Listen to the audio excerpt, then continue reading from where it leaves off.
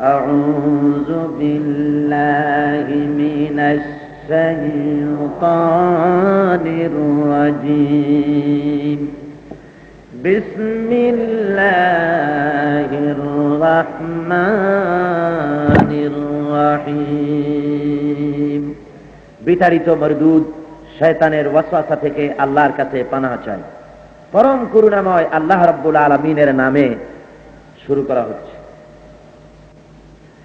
ويدعو الإنسان بالشر دعاءه بالخير وكان الإنسان عجولا وجعلنا الليل والنهار آيتين فمحونا آية الليل وجعلنا آية النهار مبصرة لتبتغوا فضلا من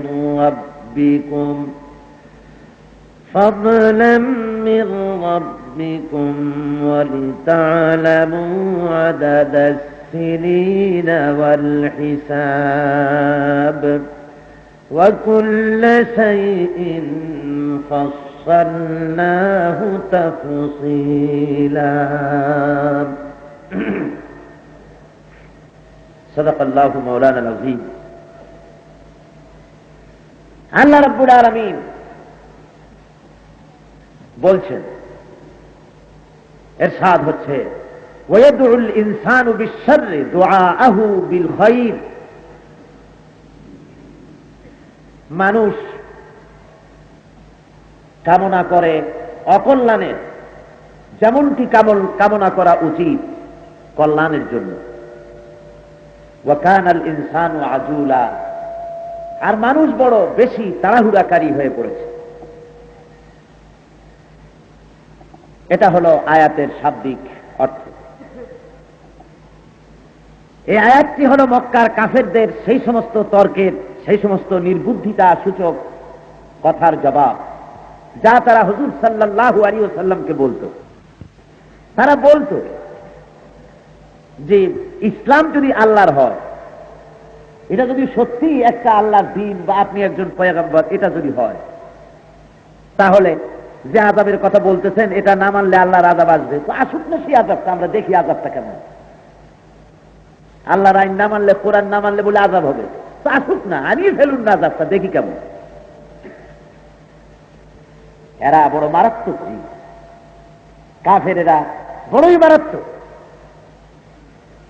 এরা এক সময় প্রশ্ন তুলেছিল, হে মুহাম্মদ সাল্লাল্লাহু আলাইহি ওয়াসাল্লাম, আপনি যে আল্লাহর রাসূল, তা আপনি নিজে এরকম করে প্রচার করেন কেন? আল্লাহ নিজে এসে আপনারে হাতে ধরে আমাদের কাছে দিয়ে গেলে তো পারেন যে এই হলো আমার আখিরি জামানার পয়গম্বর, তোমরা অনুসরণ করো, তাহলে তো ভেজাল মিটে যায়, কোনো অসুবিধা থাকে না। আল্লাহ রাব্বুল আলামিন বলেন, হাবিব, ওরা যে প্রশ্ন তুলেছে সত্য সত্যই এমনটি যদি হয় যে আমি আপনাকে তাদের হাতে যদি তুলে দেই, ওরা এমনই জাত, এরপরে প্রশ্ন তুলবে যে ইনি যে আল্লাহ, তার গ্যারান্টি কি? কথা বুঝতে পেরেছেন? মানুষ বড় সাংঘাতিক। কালকে বলছিলাম না, ছাগলের চাইতেও বেশি বেয়ারা। তার ভালোর জন্য ডাকলে সে উল্টেটা করে। কোরআন শরীফের এই আয়াতটি কোন কোন তাফসীরের কিতাবে ইঙ্গিত করা হয়েছে নজর বিন ইমামের সেই কথার দিকে, এটার ইঙ্গিত করা হয়েছে। যা নজর বিন ইমাম একবার কোরআন শরীফের ইসলামের বিরোধিতা করার জন্যই বলেছিল, আল্লাহুম্মা ইন কানা হুয়াল হাক্কু মিন ইনদিক, হে আল্লাহ, এটা যদি, এই ইসলাম যদি তোমার পক্ষ থেকেই হয়ে থাকে, ইসলাম যদি সত্যিই তোমার হয়ে থাকে, ফামতির আলাইনা হিজারাতাম মিনাস সামা, তাহলে তোমার আকাশ থেকে আমাদের উপরে পাথরের বৃষ্টি বর্ষণ করো। আমরা তো মানতেছি না ইসলাম, ফেলাও না আকাশ থেকে তুমি পাথর আমাদের উপরে। আমি ইতনা বিআযাবিন আলীম, অথবা কোনো কঠিন শাস্তি আমাদের উপরে দাও। কি মারাত্মক কথা, কি দুঃসাহস! এই আয়াতের উদ্দেশ্য আল্লাহ রাব্বুল আলামিন বলছেন, ওয়ায়াদুল ইনসানু বিশ-শাররি দুআআহু বিল খায়র।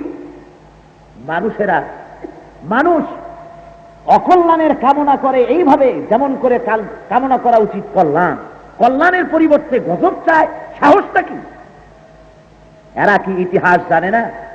আমি যে জাতির উপরে, যে সব জাতির উপরে গজব নাজিল করেছি তাদের অবস্থা কত করুণ হয়েছে, সেগুলি কি তারা পড়ে নাই? জানে নাকি ইতিহাস?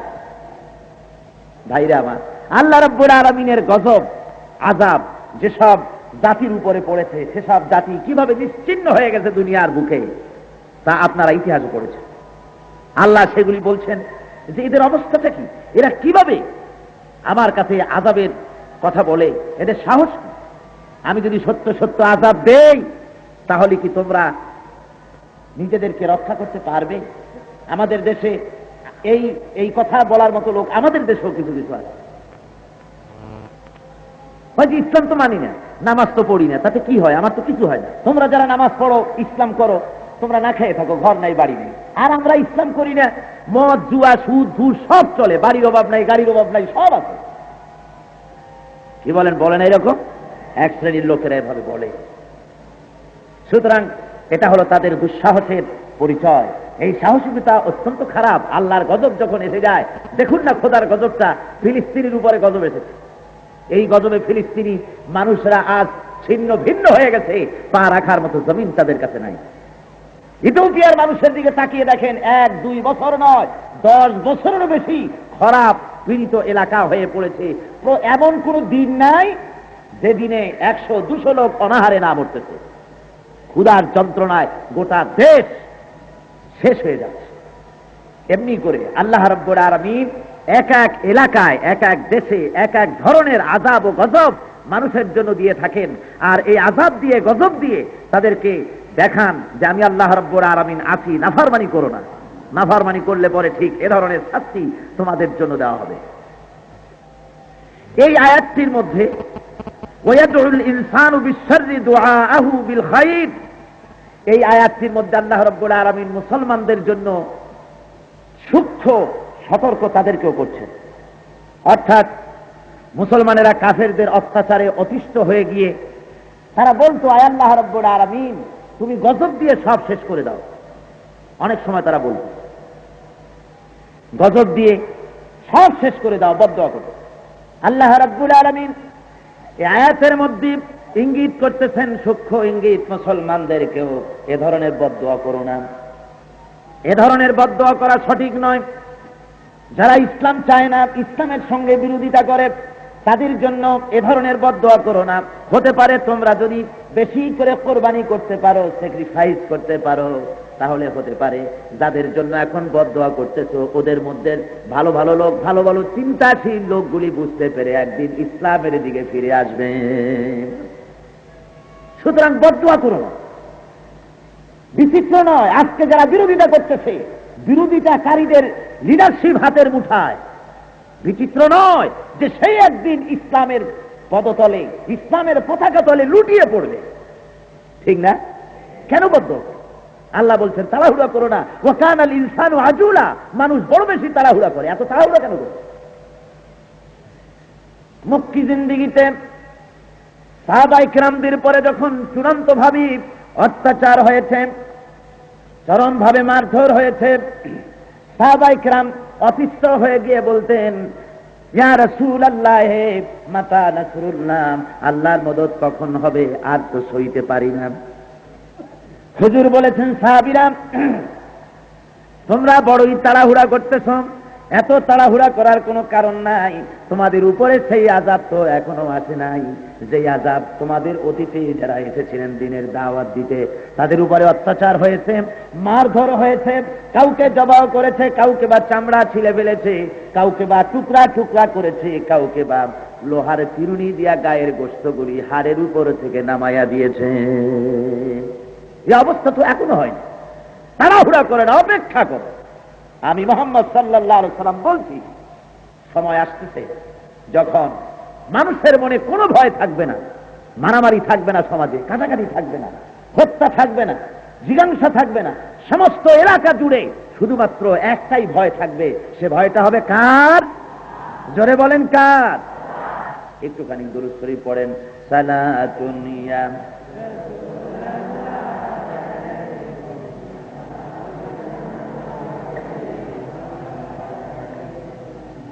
সালাতুন ইয়া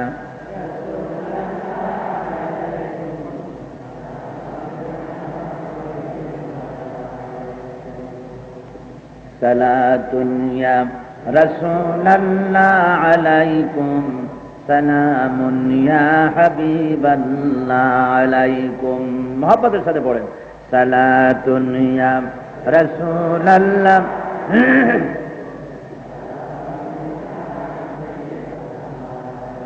ভাইরা আমার, হযরত ওমর ফারুক রাদিয়াল্লাহু তাআলা আনহু, যিনি কাফেরদের সরদারদের অন্যতম ছিলেন এক সময়, কি বলেন, ছিলেন না? ছিলেন না? কতখানি জাহালাতের ভিতরে নিমজ্জিত থাকলে পরে রাসূল পাক সাল্লাল্লাহু আলাইহি ওয়াসাল্লামকে হত্যা করতে আসতে পারেন। চিন্তা করেন কতখানি জাহালাত কাজ করেছে তার মধ্যে। যদি আল্লাহর নবী বদদুয়া করতেন, আর যদি বলে দিতেন আমার সঙ্গে এই পর্যন্ত যারা এসেছেন এছাড়া আর যারা আছে সবাইকে তুমি ধ্বংস করে দাও, সবাইকে শেষ করে দাও, যদি বদদুয়া করতেন, তাহলে হযরত ওমরের মতো লোককে ইসলামের মধ্যে পাওয়া যেত না। ঠিক না? আল্লাহর কুদরত মানুষের বোঝার সাধ্য নাই, বোঝার উপায়। হযরত ওমর ফারুক রাদিয়াল্লাহু তাআলা আনহুর মতো ব্যক্তিত্ব আল্লাহর নবী পেয়ে গেলেন। এই জন্য বলা হচ্ছে যে মানুষ অত্যন্ত তাড়াহুড়াকারী হয়ে পড়েছে। তায়েফের ময়দানের চূড়ান্ত নির্যাতনের পরেও আল্লাহর নবী বদদুয়া করেন নাই। কি বলেন, বদদুয়া করেছিলেন? বদদুয়া করেন নাই, বরং দোয়া করেছেন। আল্লাহর নবী তায়েফের ময়দানে চরমভাবে নির্যাতিত হয়ে আল্লাহর কাছে বদদুয়া না করে বরং দোয়া করেছিলেন, রব্বুল আলামিন, এই তায়েফবাসীরা বুঝতে পারে নাই যে আমি তোমার নবী, ওরা বুঝতে পারে নাই যে আমি তোমার হাবিব, না বুঝে না চিনে ওরা যে অত্যাচার করলো আমার উপরে, আয় আল্লাহ, এই জন্য তুমি তায়েফবাসীদের উপরে গজব নাযিল করো না। জোরে বলেন সুবহানাল্লাহ। আল্লাহর নবী বদদুয়া করেন না। সুতরাং এই আয়াত দিয়ে প্রমাণিত হয় আজও যারা ইসলামের সাথে বিরোধিতা করছে, ইসলামী আন্দোলনের সাথে বিরোধিতা করছে, ইসলামী বিপ্লবের সাথে বিরোধিতা করছে, ইসলামী সমাজ ব্যবস্থার সাথে যারা বিরোধিতা করছে, তাদের জন্য বদদুয়া নয়। কি বলেন, বদদুয়া হবে না? বদদুয়া নয়, বরং ভদ্রতার সাথে, হিকমতের সাথে, ভালোবাসার সাথে তাদের কাছে দাওয়াত দিতে হবে, তাদের জন্য দোয়া করতে হবে আল্লাহর কাছে, আয় আল্লাহ, আমার ওই ভাইগুলিকেও হেদায়েত নসিব করে দাও। জোরে বলেন আমিন। যারা না বুঝে ইসলামের সাথে আজ বিরোধিতা করছে, আল্লাহ বলছেন এইভাবে করে আমি প্রত্যেকটি ব্যাপার খুলে খুলে মানুষের সামনে স্পষ্ট করে বলে দেই। মহান আল্লাহ রাব্বুল আলামিন বলেন, وَجَعَلْنَا اللَّيْلَ وَالنَّهَارَ آيَتَيْنِ فَمَحَوْنَا آيَةَ اللَّيْلِ وَجَعَلْنَا آيَةَ النَّهَارِ مُبْصِرَةً لِتَبْتَغُوا فَضْلًا مِّن رَّبِّكُمْ وَلِتَعْلَمُوا عَدَدَ السِّنِينَ وَالْحِسَابَ। আমার দুটি নিদর্শন আমি তোমাদের সামনে দেখিয়েছি। দুটি নিদর্শন, রাত এবং দিন, দুটি নিদর্শন স্বরূপ তোমাদের সামনে বানাইছে। ফামাহাওনা আয়াতাল লাইল, একটি নিদর্শন রাত, এই নিদর্শনটিকে আমি জ্যোতিহীন করেছি। ওয়াজআলনা আয়াতান নাহারে মুবসিরা, আর দিনের নিদর্শনটিকে আমি উজ্জ্বলতম করেছি। লিতাবতাগু ফাদলাম মির রাব্বিকুম, যাতে করে তোমরা তোমার প্রভুর অনুগ্রহ অনুসন্ধান করতে পারো। ওয়ালিতা'লামু আদাদাস সিনিনা ওয়াল হিসাব, আর যাতে করে তোমরা মাস এবং বছরের হিসাব রাখতে পারো। বৈচিত্র্য এবং পার্থক্য দেখে ঘাবড়ে গেলে চলবে না। আল্লাহ রাব্বুল আলামিন রাত এবং দিনকে সৃষ্টি করেছেন। এটা দিয়ে আল্লাহ এই আয়াত দিয়ে অনেকগুলি জিনিস মানুষকে বুঝাতে চান। রাত এবং দিন, রাতকে করেছি আলোবিহীন, আর দিনকে করেছি উজ্জ্বল আলো। কেন? যাতে করে তোমরা রোজগার করতে পারো, সারাদিন তোমরা কাজ করবে, আর এই কাজ করার পর বিশ্রামের প্রয়োজন। সেই বিশ্রাম যখন করবে তখন যদি সূর্যের মতো প্রচন্ড আলো থাকে, ঘুমাতে পারবে না, ঘুমের অসুবিধা হবে। সেই জন্য রাতকে করে দিয়েছি আমি জ্যোতিহীন, রাত্রে কোনো আলো নাই, তীব্র আলো নাই। আলো আছে, স্নিগ্ধ আলো, যেমন ঘরের মধ্যে 0 পাওয়ারের বাল্ব লাগানো হয়, ডিম লাইট জ্বালানো হয় স্নিগ্ধ আলো ছড়িয়ে দেওয়ার জন্য, যা চক্ষুকে শীতল করবে। এই জন্য দিন এবং রাত দুটো জিনিস করেছে। দিনে তুমি রুজি রোজগার করবে, রাতের বেলায় আরাম করবে। আর যাতে করে তুমি মাস এবং বছরের হিসাব রাখতে পারো, সেজন্য রাত দিন করা হয়েছে। মাস বছরের হিসাব রাখার জন্য রাত দিন, আর তারিখ ঠিক রাখার জন্য আবার আকাশে আল্লাহ চাঁদ সৃষ্টি করে দিয়েছেন। কি সুন্দর ব্যবস্থা! প্রশ্ন হয়েছে রসুলের কাছে, ওয়াসআলুনাকা আনিল আহিল্লা, হে নবী, চাঁদ সম্পর্কে আমাদের কিছু বলুন। চাঁদ সম্পর্কে রসুলকে প্রশ্ন করা হয়েছে। চাঁদের ক্রমবর্ধমান এবং ক্রমহ্রাস, শুক্লপক্ষ আর কৃষ্ণপক্ষ বেড়ে যায় এবং কুমে কুমে অমাবস্যা হয়ে যায়, আবার বৃদ্ধি প্রাপ্ত হতে হতে পূর্ণিমার চাঁদে পরিণত হয়ে যায়। এর কারণ কি? আল্লাহ রাব্বুল আলামিন বলেন, নবীর কাছে যখনই কোনো প্রশ্ন হয়েছে, জবাব আল্লাহর নবী নিজে দেন নাই, জবাব এসেছে আল্লাহর পক্ষ থেকে। যখনই প্রশ্ন হয়েছে চাঁদের ব্যাপারটা কি, আল্লাহ রাব্বুল আলামিন জবাব দিয়া দিলেন, কুল হিয়া মাওয়াকিতু লিন্নাস, ও নবী বলে দিন, এটা হলো ওয়াক্ত, সময় নির্ধারণের জন্য, তারিখ ঠিক রাখার জন্য আমি চাঁদকে আকাশে তুলে ধরেছি, বিশ্ববাসীর জন্য চিরস্থায়ী এক ক্যালেন্ডার। জোরে বলেন সুবহানাল্লাহ। বছর বছর ক্যালেন্ডার কেনা লাগবে না, চিরস্থায়ী ক্যালেন্ডার আকাশে আমি ঝুলিয়ে রেখেছি। আর রাত এবং দিন দিয়ে আমি তোমাদের সামনে বিরাট এক জিনিস রেখে দিয়েছি। এর দ্বারা বোঝার বিষয় আছে, দিনে আলো হয়, রাতে অন্ধকার হয়। এই যে বৈচিত্র্যপূর্ণ সৃষ্টি, এর দ্বারা তোমাকে চিন্তা ভাবনা করতে হবে।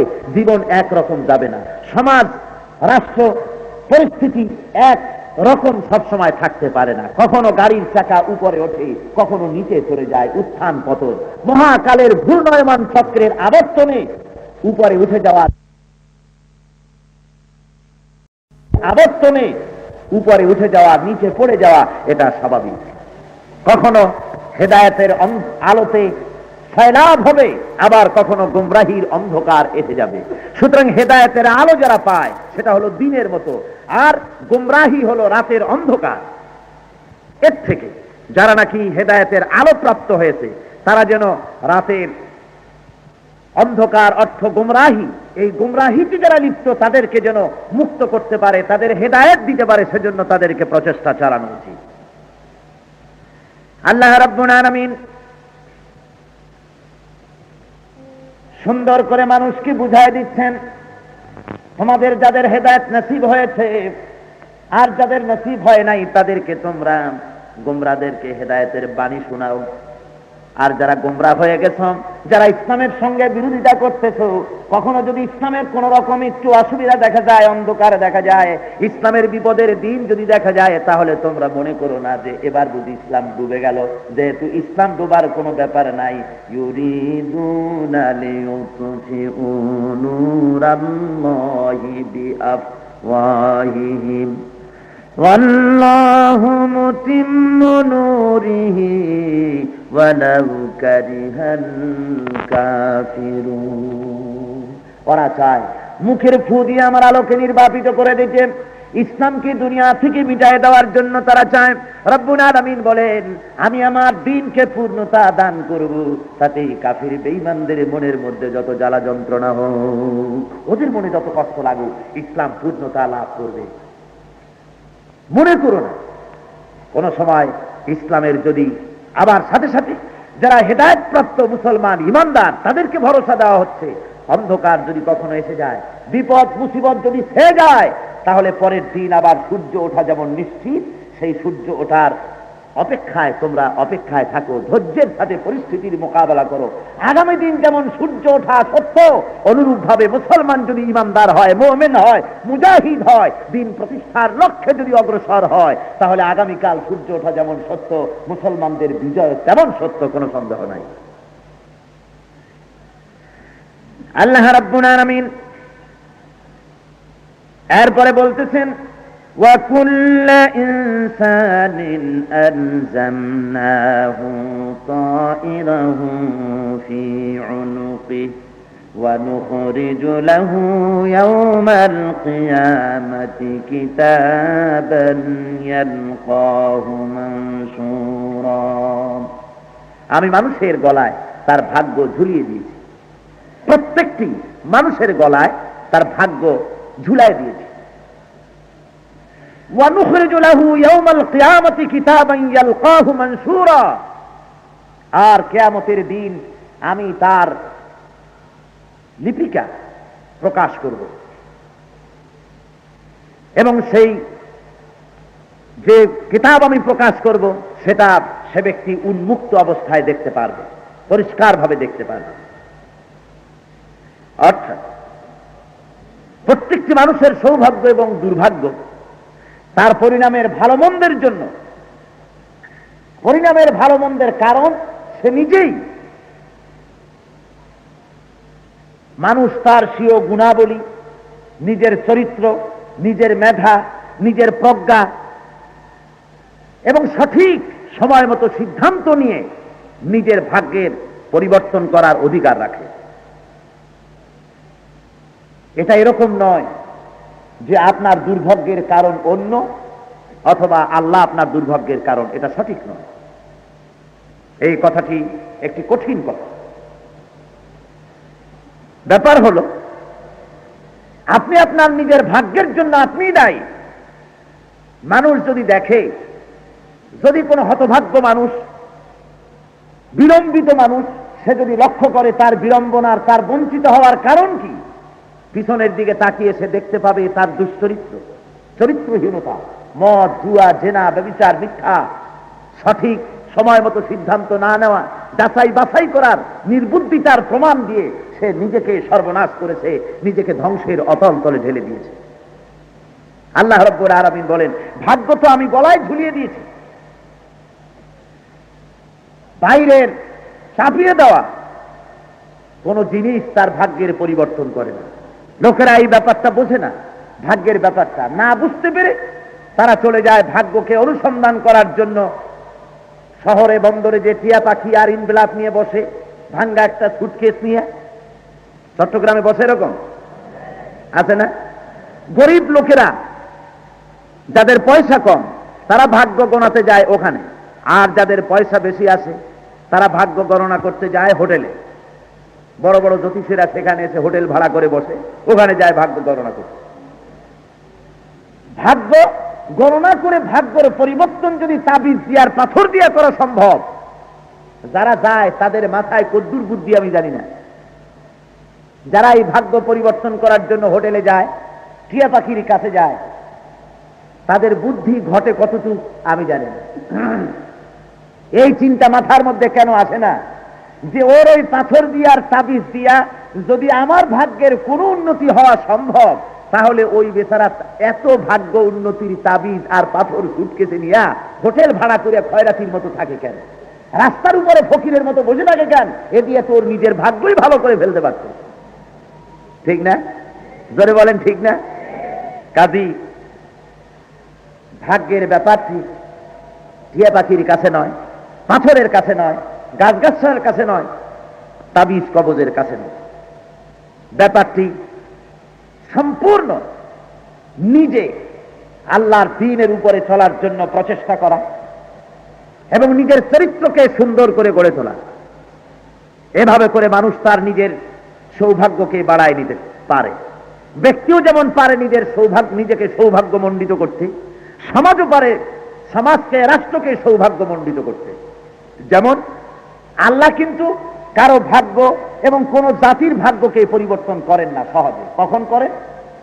ইন্নাল্লাহা লা ইউগাইয়িরু মা বিকওমিন হাত্তা ইউগাইয়িরু মা বিআনফুসিহিম। আল্লাহ রাব্বুল আলামিন বলেন, কোন জাতির ভাগ্যের পরিবর্তন আমি ততক্ষণ পর্যন্ত করি না যতক্ষণ পর্যন্ত সেই জাতি নিজেরাই নিজেদের ভাগ্যের পরিবর্তন না করতে চায়, ততক্ষণ পর্যন্ত আমি তাদেরকে কোনো পরিবর্তন আনয়ন করে দেই না। এই জন্য আল্লাহ রাব্বুল আলামিন বলেন, গলায় ভাগ্যকে ঝুলিয়ে দেওয়া হয়েছে, আর কিয়ামতের দিন এগুলি ছেড়ে দেওয়া হবে, তার সামনে দেওয়া হবে, তার সামনে তার লেখা কিতাবগুলি ছেড়ে দেওয়া হবে যা ফেরেশতারা লিপিবদ্ধ করে রেখেছে। আর বলা হবে, ইকরা কিতাবাকা কাফা বিনাফসিকা আল-ইয়াওমা আলাইকা হাসিবা। কিয়ামতের দিন তার সামনে তার আমলনামা ছেড়ে দেওয়া হবে, বলা হবে, পড়ো তোমার কিতাব, পড়ো তোমার আমলনামা। কাফা বিনাফসিকা আল-ইয়াওমা আলাইকা হাসিবা, আজকের দিনে তোমার নিজের হিসাব নেওয়ার জন্য তুমি নিজেই যথেষ্ট, আর কারো লাগবে না। পড়ো আর স্মরণ করো এই কাজগুলো করছো কিনা। ভাইরা আমার, দুনিয়ার ময়দানে আপনার কিতাব তৈরি হচ্ছে। কি তৈরি হচ্ছে বলুন? আপনার আমলনামা দুনিয়ার ভেতরে তৈরি হচ্ছে। কি করতেছেন সেগুলি সব তৈরি হচ্ছে। কি পদ্ধতিতে? আল্লাহ রাব্বুল আলামিন কোরআন শরীফের মধ্যে স্পষ্ট করে বলেন, وَلَقَدْ خَلَقْنَا الْإِنسَانَ وَنَعْلَمُ مَا تُوَسْوِسُ بِهِ نَفْسُهُ وَنَحْنُ أَقْرَبُ إِلَيْهِ مِنْ حَبْلِ الْوَرِيدِ। মানুষকে সৃষ্টি করেছি আমি, মানুষকে আমি সৃষ্টি করেছি, অন্তঃকরণের ভিতরে কি ওয়াসওয়াসা হয় তাও জানি আমি, আর আমি আমার বান্দার ঘাড়ের চাইতে সারগের চাইতেও আমি নিকটবর্তী। আল্লাহ তো নিজে সবই জানেন, তারপরে আবার কিতাব লেখাচ্ছেন কেন? এই জন্য, যেহেতু বিচারের জন্য সুষ্ঠু বিচার ব্যবস্থা দাবি করে, সাক্ষ্য প্রমাণের দাবি রাখে, সুষ্ঠু বিচার ব্যবস্থা আল্লাহ জানেন বলেই কিয়ামতের দিন বলবেন না, বান্দা তুই জেনা করেছিস, মদ খেয়েছিস, তুই না ফরমানি করেছিস, সুদ ঘুষের মধ্যে ডুবেছিলি, আমি জানি, যা তুই জাহান্নামে চলে যা। আল্লাহ কাবুল হাকিবিন এ ধরনের কথা বলবেন না, বরং সাক্ষ্য প্রমাণ সামনে পেশ করা হবে। জোরে বলেন সুবহানাল্লাহ। সুষ্ঠু বিচার যেটা দাবি করে সবটাই পেশ করা হবে। আমলনামা সংরক্ষণ পদ্ধতি আল্লাহর যেটা, সেটা কি ধরনের? সূরা আল ইনফিতারের মধ্যে রব্বুল আলামিন বলেন, ওয়া ইন্না আলাইকুম লাহাফিজিন কিরামান কাতিবিনা ইয়ালামুনা মা তাফআলুন। দুইজন সম্মানিত লেখক তোমার সাথে দিয়ে দিয়েছি। দেখুন, আপনি আপনার ভাগ্য করতে পারবেন এখন থেকে যদি আপনি চেষ্টা করেন, বিশ্বাস করেন আল্লাহর কথা। আল্লাহ বলছেন দুইজন সম্মানিত লেখক আছে তোমার সাথে। কি করে তারা? ইয়ালামুনা মা তাফআলুন, তারা সব জানে যা তোমরা করো। জোরে কোন সুবহানাল্লাহ। পুলিশে না জানতে পারে তুমি কি করো, কোথায় বসে, পুলিশে না জানতে পারে, আইবি না জানতে পারে, এসবি না জানতে পারে, আর্মি না জানতে পারে, কিন্তু ফেরেশতারা জানবে ঠিকই। কি বলেন, জানবে না? আল্লাহর কথা মিথ্যা হয় নাকি? আল্লাহ পরিষ্কার বলছেন, ইয়ালামুনা মা তাফআলুন, যা করো তোমরা সব ফেরেশতারা জানে। সুবহানাল্লাহ। এই একটা কথাই তো ঈমান মজবুত হয়ে যেতে পারে, ভাগ্যের বিরাট পরিবর্তন হয়ে যেতে পারে। হযরতে ওমর ফারুক রাদিয়াল্লাহু তাআলা আনহু গভীর রাতে ঘুরে বেড়াচ্ছিলেন। একটা বাড়ির কাছে গিয়া শেষ রাত্রি ফজর হবে হবে করছে, এমন সময় ঘরের মধ্যে কারা যেন কথা বলতেছে। গভীর শেষ রাত্রে আলো জ্বলতেছে, টের পেয়ে উনি ঘরের কাছে গিয়ে কান পাতলেন, বাড়িতে কোনো রোগ ব্যাধি আছে নাকি। এই শেষ রাত্রে ঘুম ভেঙে তারা আলো জ্বালিয়েছে কেন, কারণ কি শুনি। কান পেতে শুনতে লাগলেন, ঘরের মালিক বৃদ্ধা বিধবা মহিলা তার মেয়েকে ডেকে বলছেন, মেয়ে তাড়াতাড়ি ওঠো, সকাল হয়ে গেল, বাজারে দুধ নিতে হবে, দুধের মধ্যে পানি মিশাও। মেয়ে বলছে, বলেন কি মা, একটা কথা হলো, দুধের মধ্যে পানি মিশাবো, হযরত ওমর নিষেধ করেছেন, রাষ্ট্রীয়ভাবে নিষিদ্ধ। হাদিস শরীফে রাসূল বলেছেন খাদ্যদ্রব্যে ভেজাল দেওয়া যাবে না, কাজে এটা আমার দ্বারা হবে না। বুড়ি বলতেছেন, ও মেয়ে তুমি তো বড় পাগলি দেখতেছি, আইন যিনি করেছেন হযরত ওমর, তিনি তো এখন তার রাজধানীতে তার নিজের জায়গায় আরাম করে এখন ঘুমোচ্ছেন, তিনি তো দেখছেন না। কাজে তুমি আরামসে পানি ভালো করে মিশাও, বাজারে বেচলে লাভ হবে বেশি। মেয়ে বলতেছে, মা হযরত ওমর ঘুমায় থাকতে পারেন, তার গোয়েন্দা বাহিনীরা সব ঘুমায় থাকতে পারেন, সকলের চোখে ফাঁকি দেওয়া যায়, কিন্তু আল্লাহ রাব্বুল আলামিনের চোখে ফাঁকি দেওয়া যাবে না। ভাইরা আমার, কি ঈমান এসে গেছে, কি মজবুত ঈমান এসে গেছে। এই চিন্তা যদি আসে যে আল্লাহ সব দেখতেছেন আর ফেরেশতারা সব রেকর্ড করতেছে, তাহলেই তো মানুষ তার ভাগ্যের পরিবর্তন করতে পারে। দুশ্চরিত্র না হলেই চলবে। মদ, ঘুষ, জেনা, বেঈমানি, শততামি, প্রবঞ্চনা, ওজনে কম দেওয়া, খাদ্যে ভেজাল দেওয়া, এ সবগুলি হলো শরীয়ত বিরোধী কাজ, খোদাদ্রোহী কাজ। এই কাজগুলি থেকে ফিরে থেকে মানুষ যদি চরিত্রবান হয়, আল্লাহকে ভয় করে, তাহলে তার গলায় যে ভাগ্য আল্লাহ ঝুলাই দিয়েছেন, এ ভাগ্যের তো পরিবর্তন হবে। সে দুনিয়াও শান্তি পাবে, আখিরাতেও শান্তি পাবে, ঠিক না? তাহলে আপনার ভাগ্য আপনি পাল্টাতে পারেন কিনা? জোরে বলেন, পারেন না? নিশ্চয়ই সকলেই পারে। আল্লাহ রাব্বুল আলামিন বলেন, শুনে রাখো, তোমার আমলনামা সংরক্ষণের ব্যবস্থা দুনিয়া আমি কেমনে করেছি। আল্লাহ বলেন, ওয়া ইন মা ইয়ালফিযু মিন কাওলিন ইল্লা লাদাইহি রাকীবুন আতীদ। মানুষ এমন কোন কথা বলে না যে কথা আমার ফেরেশতারা রেকর্ড করে না রাখে। জিন্দেগিতে যত কথা বলে, দিনে বলে, রাতে বলে, সারা জীবন যত কথা বলে, সমস্ত কথাগুলি আমার ফেরেশতারা রেকর্ড করে রাখে। জোরে বলেন সুবহানাল্লাহ। একটা কথাও বাদ পড়ে না, সব কথা রেকর্ড হয়ে যায়। এই চিন্তা যদি করে কোন মানুষ, যদি এই মনোভাব সৃষ্টি হয় যে আমার কোনো কথা বাদ পড়ে না, সব লেখা হয়, তাহলে দায়িত্বহীন কথা বলবে? আর বলেন, বলবে? আজে বাজে গাল দেবে, পিছনে পরচর্চা, পরনিন্দা করবে? কিছুই করবে না। সে দায়িত্বপূর্ণ কথা বলবে, তার দায়িত্ব আসবে, সে মনে করবে আমার সব কথা লেখা হচ্ছে। আল্লাহ রাব্বুল আলামিন বলেন, শুধু তাই সংরক্ষিত হচ্ছে, কিছু বাদ পড়তেছে না।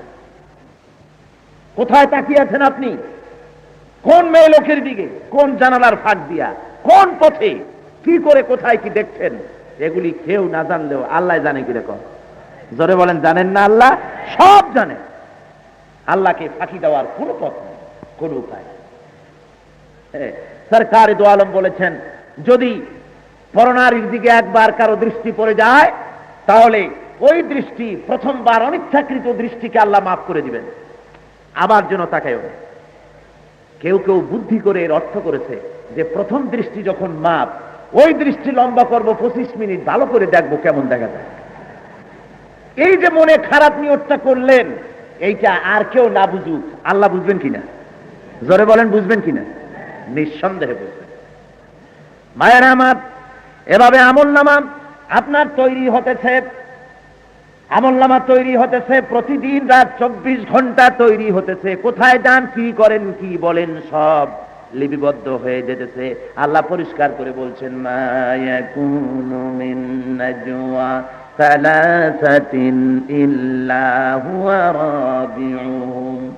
যেখানে তোমরা তিনজন, মনে করো না যে সেখানে শুধুমাত্র তিনজন তোমরা বসে পরামর্শ করো, শুধু তাই নয়, ওখানে চতুর্থ আর একটা সত্তা আছে, তার নাম আমি আল্লাহ রাব্বুল আলামিন। যেখানে তোমরা তিনজন, চতুর্থ সেখানে কে? জোরে বলেন কে? আরো জোরে বলুন কে? ওয়ালা খামসাতিন ইল্লা হুয়া সাদিসুহুম। যেখানে তোমরা পাঁচজন, ওখানে ষষ্ঠ সত্তা আমি আল্লাহ রাব্বুল আলামিন। পাঁচজনে মিলে পরামর্শ করছো, কারে মারতে যাবে, কারে খুন করতে যাবে, কোথায় কি করতে যাবে, কেউ জানে না। ষষ্ঠ নম্বরে সেখানে নিশ্চিন্ত হয়েও না, মনের ভিতরে একেবারে নিশ্চিন্ত মনে বসো না, যার কেউ নাই, আর এক সত্তা আছেন, তার নাম, ধরে বলেন কি নাম? ওয়ালা আদনা মিন যালিকা ওয়ালা আকসারা ইল্লা হুয়া মাহুম আইনামা কানু। এর চাইতে সংখ্যায় যদি তোমরা কম হও, আর এর চাইতে সংখ্যায় যদি তোমরা বেশি হও, তাহলে মনে রেখে দিও বান্দা, তুমি আছো যেখানে, আমি আল্লাহ রাব্বুল আলামিন আছি সেখানে। বান্দা আছে যেখানে, আল্লাহ আছেন সেখানেই আছে, সর্বত্র আমলনামা সংরক্ষিত হচ্ছে। ভাইরা আমার, আল্লাহ রাব্বুল আলামিন বলেন وَنُخْرِجُ لَهُ يَوْمَ الْقِيَامَةِ كِتَابًا يَلْقَاهُ مَنشُورًا। কিয়ামতের দিন এই কিতাব আমি প্রকাশ করব। কোনটা? যেটা দুনিয়ায় তৈরি হলো, এইটাকেই কিয়ামতের দিন প্রকাশ করব। আর সেইটা মানুষ দেখতে পারবে, উন্মুক্ত কিতাব দেখতে পারবে। আর ওই কিতাব সে পড়া শুরু করবে, বলা হবে ইকরা কিতাবাক, ইকরা কিতাবাক, পড়ো তোমার আমলনামা, আমলনামা পড়ো। আমলনামা পড়া শুরু হয়ে যাবে, মনে মনে দেখতে থাক, আমলনামা পড়বে আর সব স্মরণ পড়ে যাবে, সব কথাগুলি মনে পড়ে যাবে। আল্লাহ শোনায় দেন কাফা বিনাফসিকাল ইয়াউমা আলাইকা হাসিবা, আজকে হিসাব করার জন্য আর কারো লাগবে না, তোমার নিজের হিসাব তুমি নিজেই করো। পড়ে দেখো কি কি করছে। সারা জীবনের সব কিছু যখন হাতে উঠবে ভাইরা আমার, তখন এই আমলনামা দেখে আশ্চর্য হয়ে যাবে সে। বান্দা বলবে মা লিহাযাল কিতাব লা ইউগাদিরু সাগীরাতান ওয়ালা কাবীরাতান ইল্লা আহসাহা।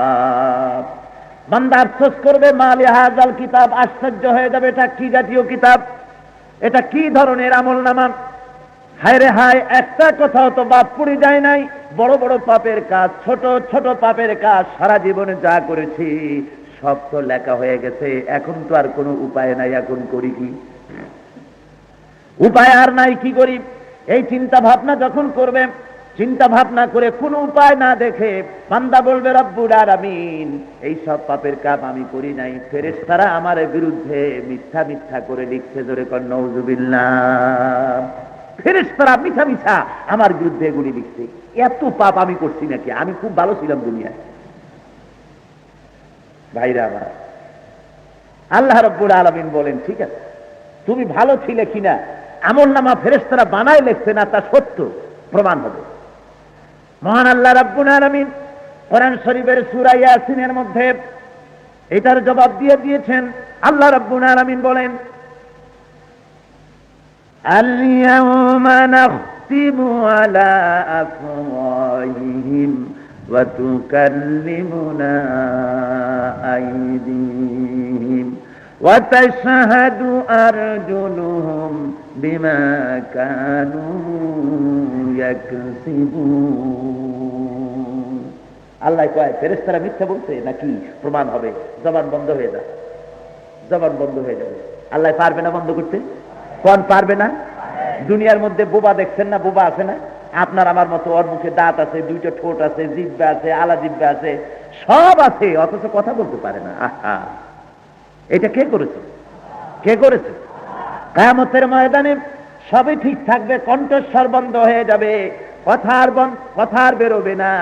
এখন আল্লাহ হুকুম করবেন, ও হাত পা, এই ঘটনা যা লেখা হয়েছে আমলনামার মধ্যে তা সত্য কিনা বল।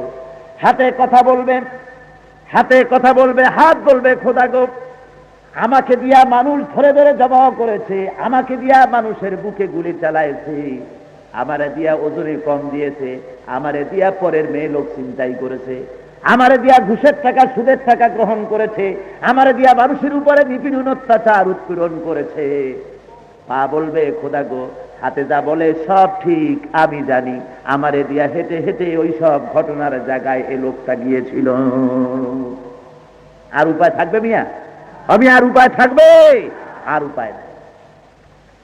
আমলনামা সংরক্ষিত হচ্ছে এইভাবে করে।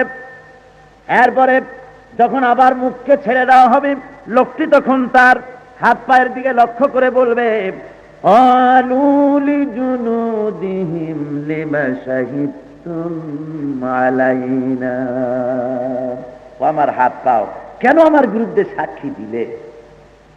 কত যত্ন করছি দুনিয়ার বুকে, কত সাবান ঘষলাম, কত আরামে রাখছি, ঠান্ডা না লাগে সেজন্য হাত মুজো পরাইছি, ঠান্ডা লাগে না লাগে সেজন্য পাও মুজো পরাইছি, এত আরামে রাখলাম দুনিয়ায়, আর আজকে আমার বিরুদ্ধে সাক্ষী দিলি?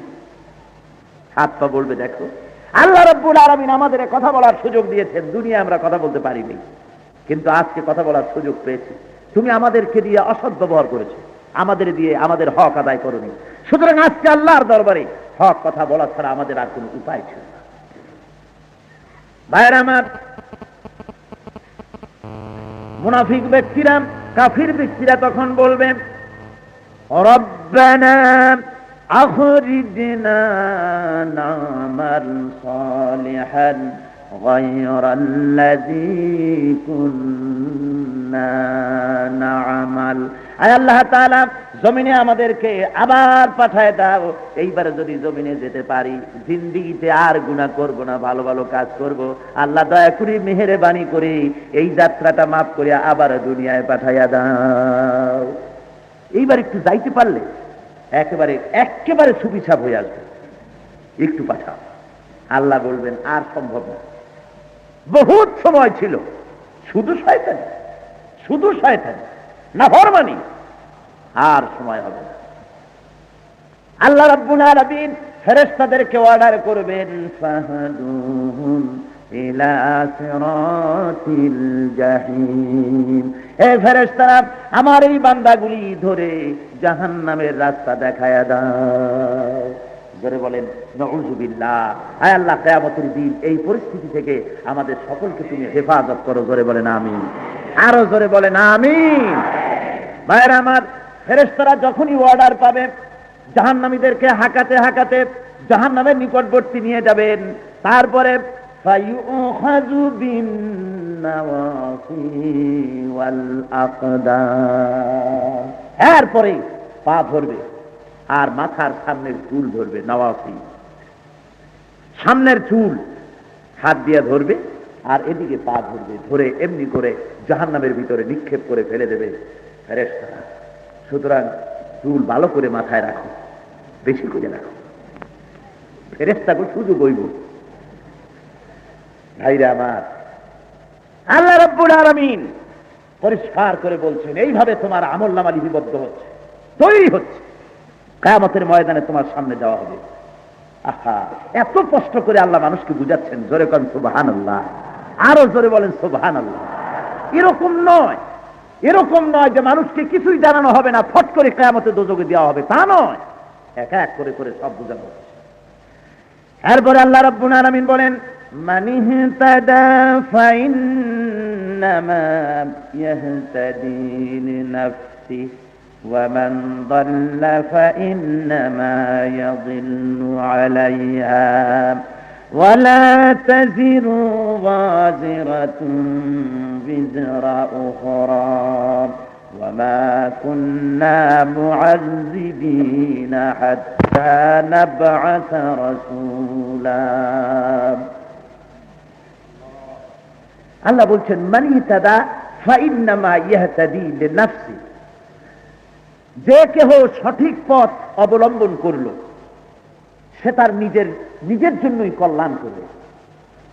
ওমান দাল্লা ফাইন্নামা ইয়াদিল্লু আলাইহা, যে ব্যক্তি গোমরাহ হলো, এই গোমরাহির অশুভ পরিণতি তাকেই ভোগ করতে হবে। ওয়ালা তাজিরু ওয়াজিরাতুন বিজরা উখরা, আর কিয়ামতের দিন কোন বোঝা বহনকারী কারো বোঝা বহন করবে না। এই কথা দিয়ে প্রমাণ হচ্ছে ন্যায় এবং নির্ভুল পথ, হক পথ, হেদায়েতের পথ কেউ অবলম্বন করে কারো কল্যাণ করে না। আপনি যদি হেদায়েত পান, সঠিক পথ ধরে চলেন, তাহলে আপনি অন্য কারো উপকার করতেছেন না, উপকার করছেন কাকে? ধরে বলেন কাকে? নিজেকে। কথা ভালো করে বুঝুন। আপনি হেদায়েত পেয়ে মনে করবেন না যে আমি ভালো পথ পেয়েছি, হক পথ পেয়েছি, আমি অমুক দলকে একেবারে আমাকে দিয়ে পুরা করে দিয়েছি, আমার মতো লোক এই দলে এসে গেছে। এটা কি সোজা কথা নাকি? আমি খুব করি না, সেটা নয়।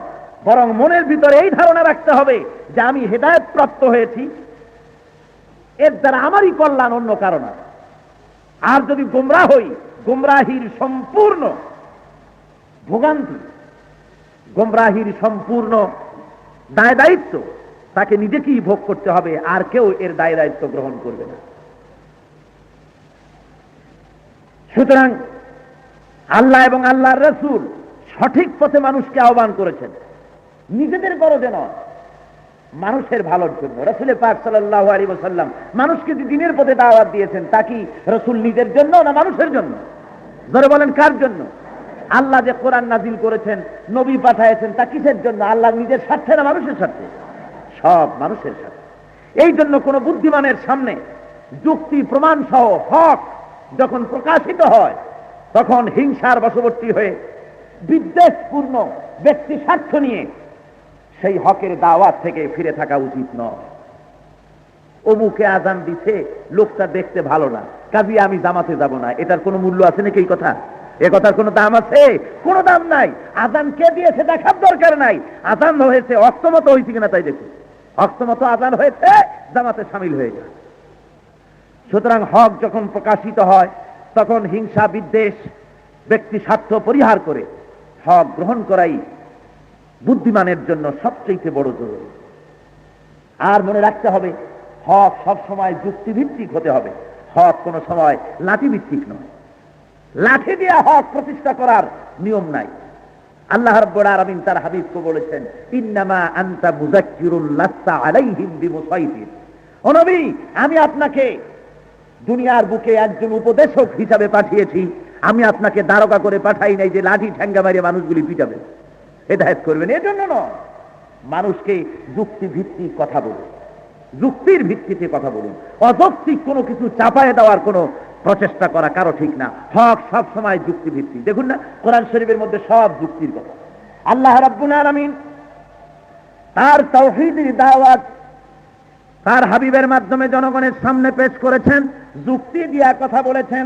কোন একটা কথা প্রচার করার জন্য, দিনকে প্রতিষ্ঠা করার জন্য লাঠি মারার ব্যবস্থা করেন নাই, বরং যারা নাকি মূর্তি পূজারী ছিলেন তাদেরকে বুঝাবার জন্য রব্বুল আলামিন কোরআন শরীফে আয়াত দিয়ে দিয়ে বুঝাইছেন। আল্লাহ বলেছেন, ও নবী বলে দেন, এরকম করে তোমরা যে মূর্তিগুলার পূজা করো, যেই মূর্তিগুলির সামনে তোমরা মাথা নত করো, যেইগুলি তোমরা হাত দিয়া তৈরি করেছ, ওর নাকের উপরে যদি কোনো মাছি বসে বা মশা বসে, তাহলে এতগুলা হাত আছে, একটা হাত দিয়া ও মাছি উড়াইয়া দিতে পারে না। মাছির মতো ক্ষুদ্র একটা প্রাণী। মাহফিল, চট্টগ্রাম, 1985, তৃতীয় দিনের দ্বিতীয় খণ্ড। ঠিকই উড়াই দিয়েছে, লক্ষ লক্ষ টাকা। দেখছেন, যদি ইসলামী আন্দোলনের জন্য টাকা নিতে যায় কেউ, ভাই ইসলামী আন্দোলনের জন্য এই কাজের জন্য সেই কাজের জন্য দরকার, মেহরবানি করে আল্লাহ আপনার দিতে কিছু টাকা দেন। কয় যে আপনারা দলে আছেন কত, সারাদিন দিদি দিদি অস্থির হয়ে গেছি, বিরক্ত হয়ে ড্রয়ার খুলে 100 টাকার একটা নোট বা 50 টাকার একটা নোট বের করে দেন, খুব বিরক্ত। আর মুচ্চা মেয়ারা যখন আছে, মুচ্চা মেয়া বুঝেন তো, হ্যাঁ, এই যে বড় বড় মোচওয়ালা, মোচ কন না গোপ কন, বিরাট বিরাট গোপওয়ালারা কি জানি খাইয়া চোখ দুইটা থাকে লাল এরকম, আর মাথায় ভাল্লুকের মতো চুল, সারা শহরের ধুলাবালি সব মাথায়। কোন পুকুরের কাছে গিয়ে মাথার চুলে নাড়া দিলে পুকুরের মধ্যে ছোটখাটো একটা দ্বীপ দেখে যাবে, এত ধুল মাথায়, বুঝলে। এই মুস্তামিয়ারা যখন বলে আমার পার্টির জন্য পিস্তল কেনা লাগবে, ব্যারেল কাটা রাইফেল কেনা লাগবে, গোপন অস্ত্রপাতির দরকার, আমাদের নেতারা আসতেছে তাদের জন্য বোতল দরকার, সুতরাং টাকা দেন। কাছে যায় চাওয়া লাগে না, টেলিফোন উঠায় বলে, হ্যালো অমুক চৌধুরী সাহেব নাকি? সদাগর সাহেব? কয় হ্যাঁ। আমি অমুক পার্টির অমুক বল্টু মিয়া, চিনছেন আমারে? আমি বল্টু মিয়া বলছি, অমুক পার্টির সাধারণ সম্পাদক। আমার লোক যাচ্ছে, 50,000 টাকা দিয়ে দিবেন, যদি দেরি করেন তাহলে দেখে নেব। এ তখন কলজে আছে ঠোঁটের কাছে, আল্লাহ বললেন, টেলিফোনের রিসিভার ধরে দাঁড়ায় থাকে, কোথায় সে উল্লু খোঁজ খবর নেই, এখানে টেলিফোন ধরে ভর করে দাঁড়ায় যায়। এখানে 50 লক্ষ টাকা, 50,000 টাকা, 1 লাখ টাকা এভাবে দিতে পারে আল্লাহ, আর আল্লাহ রাস্তায় 1 পয়সাও দেয় না। শেষ পর্যন্ত হয় কি, যাদেরকে চান্দা দিলা, বেশি পরিমাণ টাকা পয়সা দিলা, ওরাই ক্ষমতায় গিয়ে সর্বপ্রথম তোমাদের গলায় ছুরি চালায়। এটাই ইতিহাস। ভাইরা আমার, ওরা মনে করেছে, আল্লাহ বলেন আইয়াহসাবু আল্লাম ইয়ারাহু আহাদ, ওরা মনে করেছে ওদের দেখার জন্য বুঝি কেউ নাই। আল্লাহ বলেন আমি আছি দেখার জন্য, আমি দেখছি তোমরা তোমাদেরকে যে অর্থ বিত্ত সম্পত্তি আমি আল্লাহ রাব্বুল আলামিন দান করেছি সেগুলি কোন পথে খরচ করছো আমি সব লক্ষ্য করতেছি। আল্লাহ রাব্বুল আলামিন বলেন وكم أهلكنا من القرون من بعد نوح وكفى بربك بذنوب عباده خبيرا بصيرا وكم أهلكنا من القرون من بعد نوح লক্ষ্য করো সে দেখো কত শত বংশধারা নূহের কওমের পরে আমি ধ্বংস করে দিয়েছি, হালাক করে দিয়েছি। ওয়াকাফা বিরাব্বিকা বিযুনুবি ইবাদিহি খাবীরাম বাসীরা, আর তোমার প্রভু তিনি তার বান্দার গুনাহ সম্পর্কে ওয়াকিফাল, বান্দাদের গুনাহ সম্পর্কে সব তিনি জানেন এবং সব তিনি দেখেন। কাজী কোন ক্রমে আমার চোখে ফাঁকি দেওয়া যাবে না। অতীতে বহু কওমকে শেষ করেছি, কওমে ফিরআউন, কওমে ইব্রাহিম, কওমে আয়কা, কওমে আদ, কওমে সামুদ, এভাবে বহু কওমকে পৃথিবীর বুক থেকে আমি বিনষ্ট করেছি, ধ্বংস করেছি। সেই আল্লাহ আজও আছেন না? সেই জন্য আল্লাহ সতর্ক করে দিচ্ছেন, তোমরা সতর্ক হও। من كان يريد العاجلة عجلنا له فيها ما نشاء لمن نريد ثم جعلنا له جهنم يصلاها مذموما مدحورا। যারা এই দুনিয়ার বুকে নগদ পেতে চায়, আজ্জালনা লাহু ফিহা মা নাশা, যারা দুনিয়ায় নগদ নগদ পেতে চায় আমি তাদেরকে এই দুনিয়ায় যাকে যে ধরনের খুশি আমি দিয়ে দেই।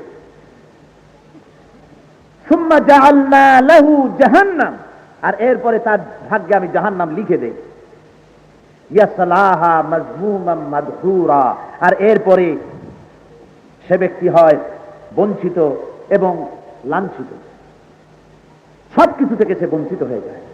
অর্থাৎ যারা নাকি দুনিয়ায় পেতে চায়, তাড়াতাড়ি করে ভালো কোনো কাজ করেই তার ফায়দা এখানে পেতে চায়, দুনিয়াটা চায়, পরকাল সম্পর্কে কোনো খুঁজ জ্ঞান নাই, সবসময় দোয়া করে আল্লাহ দুনিয়া দাও, আর একটু ভালো কাজ করলেই তার জন্য দুনিয়াই কামনা করে, দুনিয়ায় তার প্রতিফল চায়।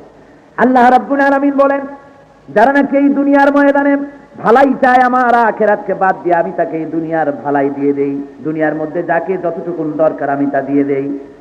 যাবতীয় চেষ্টা সাধনা তারা দুনিয়ার জন্য করে, আর দুনিয়ার সুখ শান্তি আমি তাদেরকে একটু বাড়ায় দেই। যেমন ওমর খৈয়াম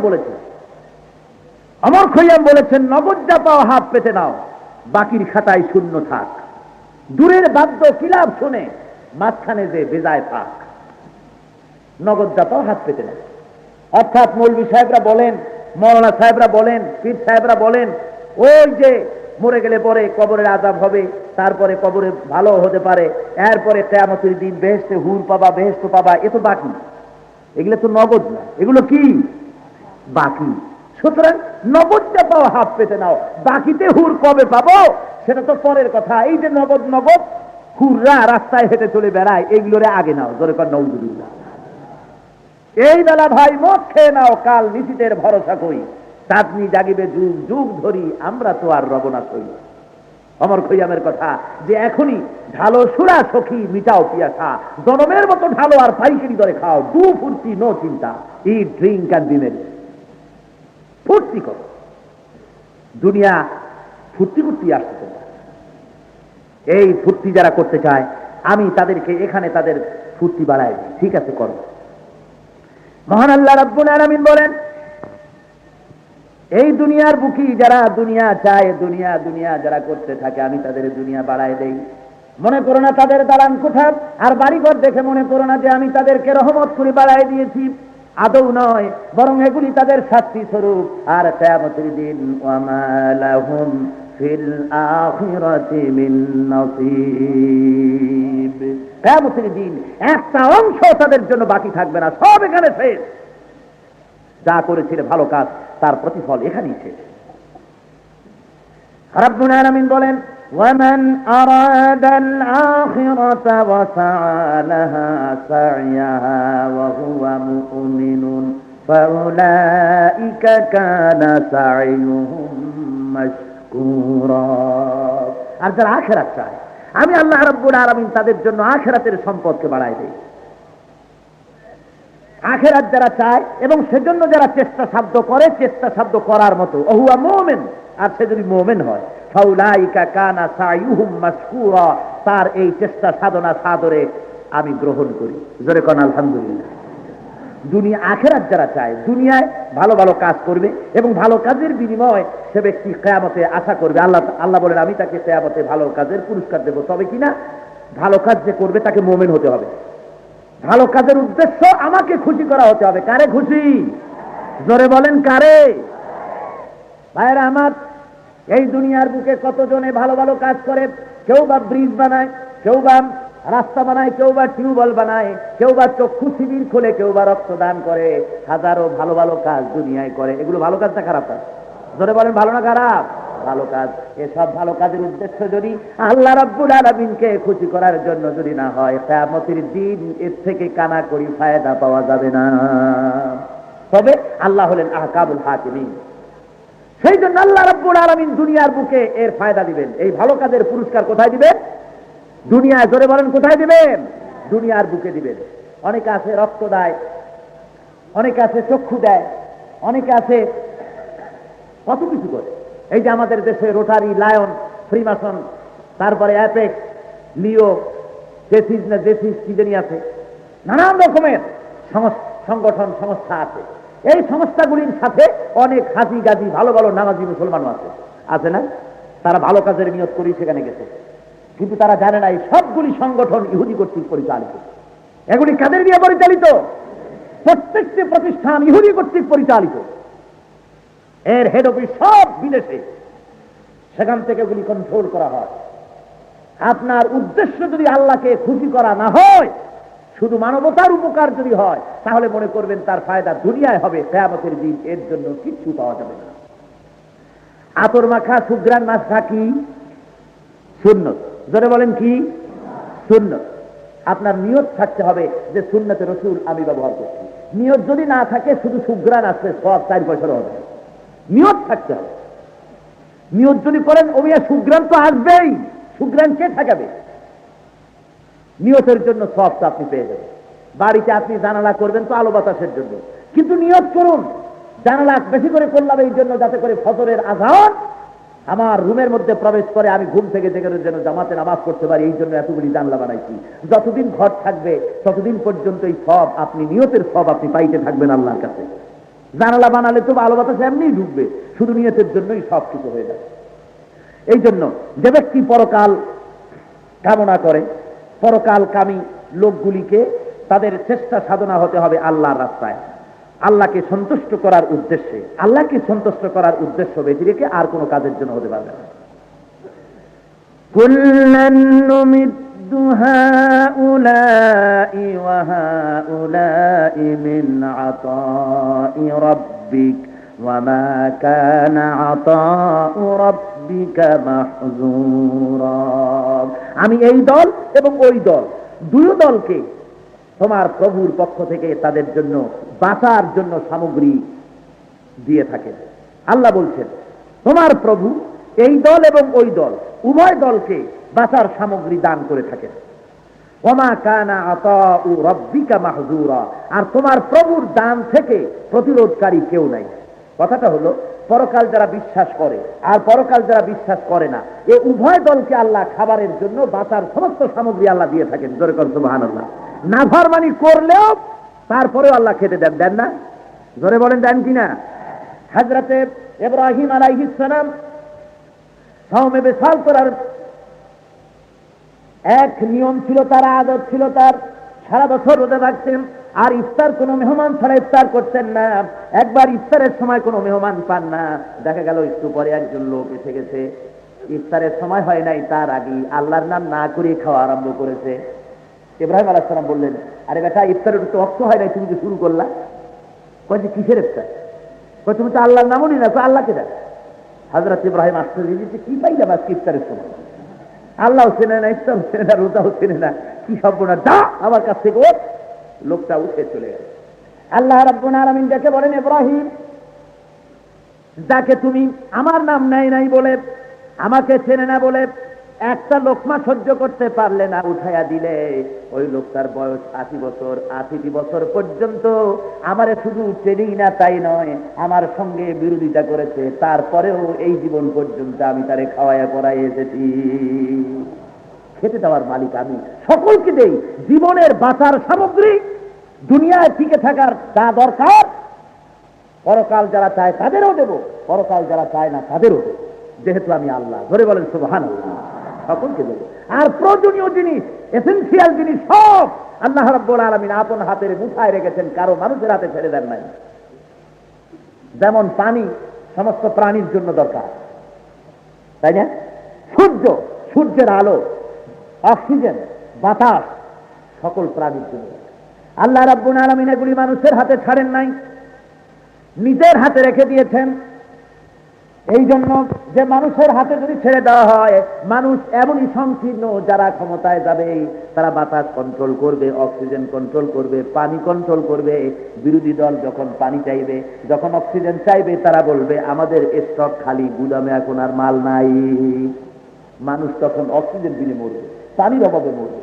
আল্লাহ কয় যে এই সুযোগ আমি দেব না, আমি তোমাদের ভালো করে চিনি। সমস্ত জরুরি জিনিস, বাঁচার সামগ্রী সব আল্লাহর হাতে। আল্লাহ বলছেন আমি সকলকে সমানভাবে দিই। ওয়ালাল আখিরাতু আকবারু উনজুর কাইফা ফাদ্দালনা বা'দাহুম আলা বা'দ ওয়ালাল আখিরাতু আকবারু দারাজাতিন ওয়া আকবারু তাফদীলা। আর লক্ষ্য করো, উনজুর কাইফা ফাদ্দালনা বা'দাহুম আলা বা'দ, এই পৃথিবীর বুকে আমি এক শ্রেণীকে অপর শ্রেণীর উপরে কিভাবে আমি মর্যাদা সম্পন্ন করেছি দেখো। ঠিক এইভাবে ওয়ালাল আখিরাতু আকবারু দারাজাতিন ওয়া আকবারু তাফদীলা, কিয়ামতের ময়দানে আমি এভাবে শ্রেষ্ঠত্ব, মর্যাদা, ফজিলত একের উপরে অপরকে এর চাইতেও বেশি করে বাড়ায় দেবে।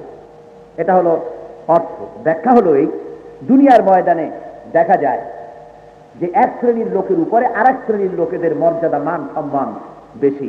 এটা আমরা দেখি, দেখি না? মান মর্যাদা সকলের তো সমান না, কি বলেন? সকলের সমান? সমান।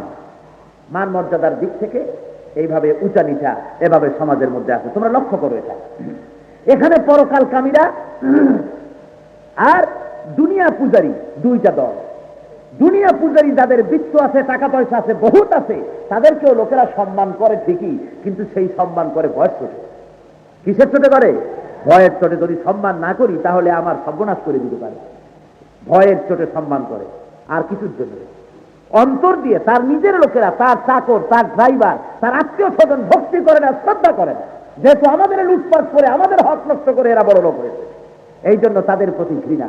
আর পরকালে যারা বিশ্বাস করে, যদি গরিবও হয়, গায়ে যদি ছেঁড়া জামাও থাকে, তারপরেও লোকেরা দেখবেন তাকে আগে সালাম দেয়, আসসালামু আলাইকুম, হুজুর কেমন আছেন, কখন খেয়েছেন, আসুন বসুন, শ্রদ্ধা করে, মন দিয়া, পূর্ণ ভক্তি দিয়া। জোরে কন সুবহানাল্লাহ, জোরে কন সুবহানাল্লাহ। আল্লাহ কয় দুনিয়ার বুকে এটা আমি দেখাই দিচ্ছি, আর কিয়ামতের দিন এই মর্যাদা আরো বেশি করে বাড়ায় দেওয়া হবে, আরো বেশি। কিয়ামতের দিন আমি মর্যাদা বাড়াবো। ভাইয়েরা আমার, এই রুকুর সর্বশেষ আয়াতে আল্লাহ রাব্বুল আলামিন বলেন, লা তাজআল মা'আল্লাহি ইলাহান আখার ফাতাকউদা মাযমুমান মাখযুলা। লা তাজআল মা'আল্লাহি ইলাহান আখার, খবরদার, আমি আল্লাহর সাথে কাউকে ইলাহ বলে অংশীদার বানায়ও না। যদি তা করো তাহলে কোনো সাহায্যকারী তোমরা পাবে না, সাহায্যকারী সহায় সম্বলহীন হয়ে যাবে তোমরা। আমার সাথে কাউকে অংশীদার স্থাপন করো না, অর্থাৎ আমি আল্লাহর গুণাবলীর সাথে আর কাউকে শরীক করো না। লা তাজআল মা'আল্লাহি ইলাহান আখার। হযরতে লুকমান আলাইহিস সালাম সূরা লুকমানের ভিতরে দেখেন, তিনি তার ছেলেদেরকে ডেকে বলেছিলেন, ইয়া বুনাইয়া লা তুশরিক বিল্লাহ ইন্নাশ শিরকা লাযুলমুন আযীম। হে ছেলেরা, খবরদার, লা তুশরিক বিল্লাহ, আল্লাহর সাথে শরীক করো না। ইন্না শিরকা লাযুলমুন আযীম, নিশ্চয়ই শিরক হলো মস্ত বড় জুলম, অত্যাচার। এর চাইতে বড় অত্যাচার আর কিছুই হতে পারে না। আমার সাথে শরীক করো না, আল্লাহর সাথে শরীক করো না। সরকার দু আলম বলেছেন, যদি তোমাকে জ্বালানো হয়, পোড়ানো হয়, তবুও শিরক করো না আল্লাহর সাথে। মুসলমান, আজ মুসলমান সমাজের মধ্যে শিরক সবচাইতে বেশি না কম? জোরে কন, জোরে বলেন, বেশি না কম? মাজারগুলির কাছে যায় আর দায়ে বলে, খাজা বাবা একটা ছেলে দাও। জোরে কন নাউজুবিল্লাহ, আরো জোরে বলেন নাউজুবিল্লাহ। এই খাজাগুলার কাছে গিয়া ছেলে চায়। অমি আল্লাহর ওলিরা, খাজা সাহেবরা ছেলে দিতে পারেন? জোরে বলেন পারেন? তাদেরকেই তো ছেলে দিয়েছেন আল্লাহ। কে দিয়েছেন? মনে রাখতে হবে, খবরদার ভুলে যাবেন না, খবরদার ভুলে যাবেন না। ছেলে দেওয়ার মালিক কে? হাসাবার মালিক কে? কাঁদাবার মালিক কে? ইজ্জত দেওয়ার মালিক কে? অপমান করার মালিক কে? সবকিছুর মালিক খায়রিহি ওয়া শাররিহি মিনাল্লাহ তাআলা, ভালো মন্দের একমাত্র মালিক আল্লাহ রাব্বুল আলামিন। সুতরাং আল্লাহকে ছাড়া যদি অন্য কারো কাছে চান, তাহলে নাফরমানি হবে। বেদাতীরা বলে, বেদাতপন্থী যারা, তারা বলে যে চেয়ারম্যান মেম্বারের কাছে চিনি চাইলে, গম চাইলে তাতে শিরক হয় না, ওলি আল্লাহদের কাছে ছেলে চাইলে শিরক হয়। একটা কথা হইল, পাগলামির তো একটা সীমা থাকা উচিত। কোথায় চিনি, কোথায় গম, আর কোথায় ছেলে চাওয়া? হ্যাঁ, একটা কথা হলো। তারপরে মাজারে ফুল দেওয়া সম্পর্কে নিয়ে আসছে হুজুর সাল্লাল্লাহু আলাইহি ওয়াসাল্লাম কোন কবরস্থান থেকে যাচ্ছিলেন। তারপরে সেখানে দাঁড়ায় গেলেন, একটা খেজুরের ডাল ভাঙতে বললেন কাউকে। খেজুরের ডাল বা কাঁচা কোনো এক ডাল আসলো, হুজুর সেটাকে কবরের মধ্যে পুঁতে দিলেন। বললেন যে কবরের মধ্যে আযাব হচ্ছিল, এই পাতাটা পুঁতে দিলাম, গাছটা পুঁতে দিলাম, যতক্ষণ এটা জিন্দা থাকবে, যত জিকির হবে জিকিরের সব পেয়ে যাবে কবরওয়ালা। এই জন্য বোঝা যায় যে কবরের মধ্যে ফুল দেওয়া, চাদর দেওয়া সবকিছু যায়। কি এর সাথে কি নিয়ে মিলাই দেবে? মুসলমান ভাইরা, এই জন্য আমি আপনাদেরকে অনুরোধ করব, ছেলে চাওয়া, মেয়ে চাওয়া, চাকরিতে উন্নতি হওয়া, স্বাস্থ্য ভালো হওয়া, সম্পদ বৃদ্ধি হওয়া, ব্যবসা বাণিজ্যে ভালো হওয়া, এগুলির ব্যাপারে যদি কোনো খাজা, কোনো পীর, কোনো মাজারের উপরে যদি বিশ্বাস হয়, যদি বিশ্বাস করে থাকেন, আপনি মুসলমান নাই, মুশরিক হয়ে গেছেন। জোরে বলেন নাউজুবিল্লাহ, জোরে বলেন নাউজুবিল্লাহ। মাজারের সাথে মুসলমানদের কি সম্পর্ক? মাজারের সাথে সম্পর্ক এতটুকু, শুনে রাখুন, মাজারগুলো শুধু ঘেরাও করা থাকবে ইজ্জতের সাথে, সম্মানের সাথে, যেন কোন রকম অপবিত্র কিছু না হতে পারে।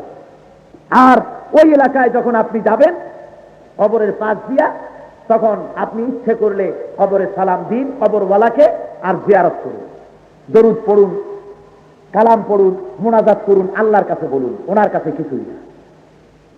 কথা বুঝলেন? সুতরাং বাস থামাইয়া থামাইয়া কোথায় 15 আউলিয়া শুয়ে আছেন, কোন জায়গায় একজন অলিও নাই, 15 জন আউলিয়া না কি জানি নাম আছে বিভিন্ন জায়গায়। কি আশ্চর্য কথা, আমি বুঝি না কিছু। ওই কুমিরায় ওখানে সাইনবোর্ড দেখছি, হযরত ডাল চাইল রহমতুল্লাহ আলাইহির মাজার। আমি দেখে তো অস্থির হয়ে গেছি, এটা এই জিনিস দেখি। পরে আমি, আপনারা দেখছেন না, আছে না, আমি পরে বলেছি যে এত ডাল খেয়ে লাভ কি? এরপর আর একটা সাইনবোর্ড লাগান, হযরত মাস করি রহমতুল্লাহ আলাইহির মাজার। হায় রে মুসলমান, কপাল পোড়া জাতি। আমিয়া মাজারের সাথে সম্পর্ক ছিন্ন করো, মসজিদের সাথে সম্পর্ক বানাও, কপাল খুলে যাবে, তাকদীর খুলে যাবে। যারা বলেন সুবহানাল্লাহ। মাজার পূজারীরা বিরাট বেদাতের সৃষ্টি করে চট্টগ্রামে ব্যবসা শুরু করেছে। এত বড় ব্যবসা কোথাও নাই, এত বড় ব্যবসা সারা বাংলাদেশে আর নাই যত বড় ব্যবসা এখানে। এই মাজারগুলি গোপনে টেন্ডার হয়, মাজারের যারা এই টেন্ডার খরিদ করে মুতাওয়াল্লি যারা হয়, এক একজন লক্ষপতি, কোটিপতি হয়েছে। তাদের বাস আছে, বার্জ আছে, ট্রাক আছে, ব্যবসা। মুসলমান কপাল পোড়া জাতি, কেন টাকা দাও মাজারে? জিজ্ঞাসা করি, কি দুঃখে দাও? আল্লাহর ওলি মরে গেছেন, সেখানে তুমি টাকা দাও কেন? ওলিরা টাকা চাইছে? মরে যাওয়ার আগে বলে গেছে যে আমাদের কবরে টাকা দিয়ে, বলছেন? ধরে বলেন বলেছেন?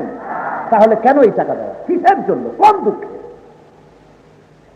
কবরের উপরে মশারি টানায় দেয়। আমি আশ্চর্য হই এই লোকগুলির চিন্তা দেখে। আল্লাহর ওলিরা কি দুনিয়ায় এতই গুনার কাম করে গেছে যে মশাই উপরে পায় নাই, মাটি ফুড়ে দিতে যায় কামড়াবে, সেই জন্য মশারি টানানো হয়েছে। আশ্চর্য কথা, কেন কবরের উপরে মশারি? কোন দুঃখে? বেইজ্জতি কাণ্ড, রীতিমতো পূজা শুরু হয়েছে। এই পূজা থেকে জাতিকে বাঁচাতে হবে। আল্লাহর ওলি শুয়ে আছেন, আল্লাহর ওলি আল্লাহর কাস্টডিওতে, তার খানা, তার থাকা, ওখানে তো তাকে বেহেশতের বিছানা দেওয়া হয়েছে। কিসের বিছানা?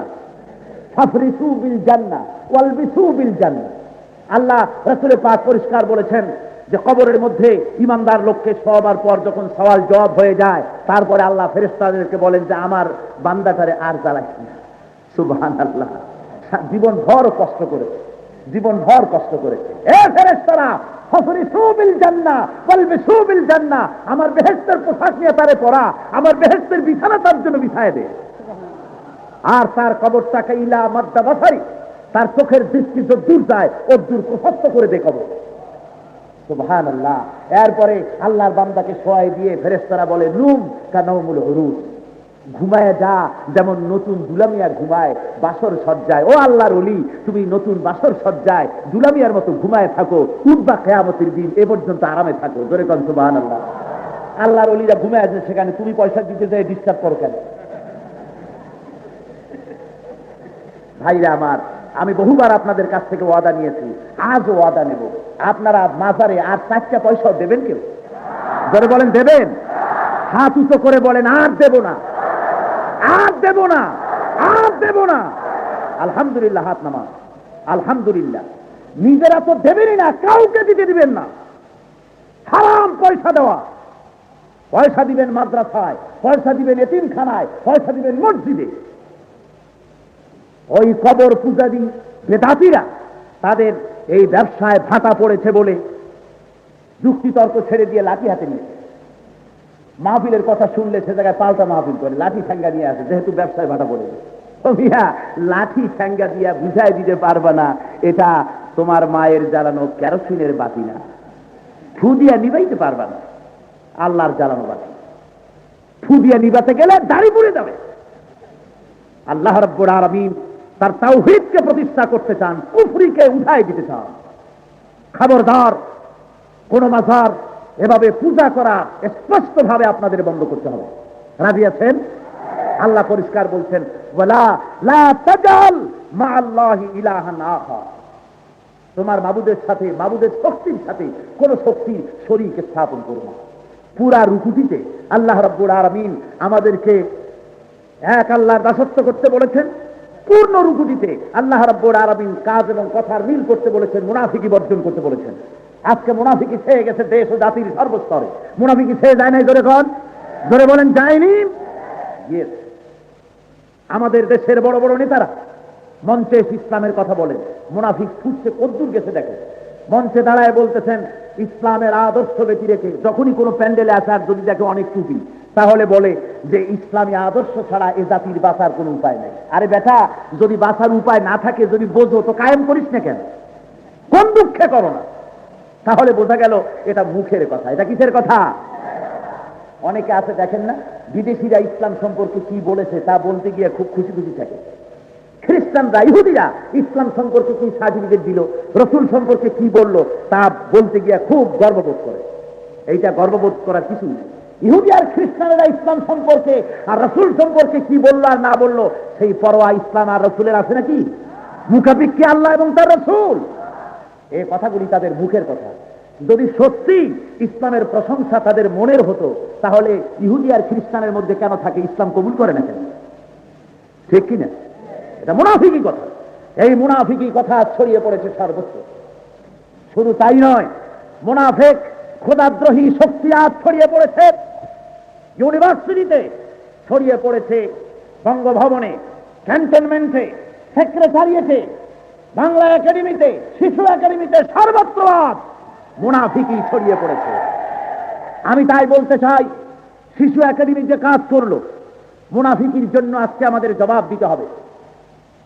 যদি আমরা এর প্রতিবাদ না করি, কোথায় রাসূলের মহব্বতের সোল এজেন্টরা, মহব্বতের যারা অস্থির আর ওহাবি নাম করে যাদের পাও পিটাবার জন্য তোমাদের হাতে লাঠি ওঠে, কোথায় তোমরা? শিশু একাডেমিতে জ্ঞানের কথা বই লিখে আমার নবী, সারা দুনিয়ার শ্রেষ্ঠ নবী, আল্লাহর পরে যার মর্যাদা, শিশু একাডেমির লোকেরা তাকে 3 নম্বরে জায়গা দিল। ভাইরা আমার, প্রথম নম্বরে দেওয়া হয়েছে গৌতম বুদ্ধ, জ্ঞানের কথা বইয়ের নাম। 2 নম্বরে দেওয়া হয়েছে ঈসা আলাইহিস সালাম। 3 নম্বরে দেওয়া হয়েছে মুহাম্মদ সাল্লাল্লাহু আলাইহি ওয়াসাল্লাম। আমি জিজ্ঞাসা করি, শিশু একাডেমির পরিচালক গৌতম বুদ্ধের বান্দা, সে কি বুদ্ধ না খ্রিস্টান তা আমরা জানতে চাই। 9.5 কোটি রাসূলের উম্মত যে দেশে বাস করে, সেই দেশে আল্লাহ রাসূলকে 3 নম্বরে জায়গা দেওয়ার ধৃষ্টতা আমরা এর জবাব দিয়ে ছাড়বো ইনশাআল্লাহ।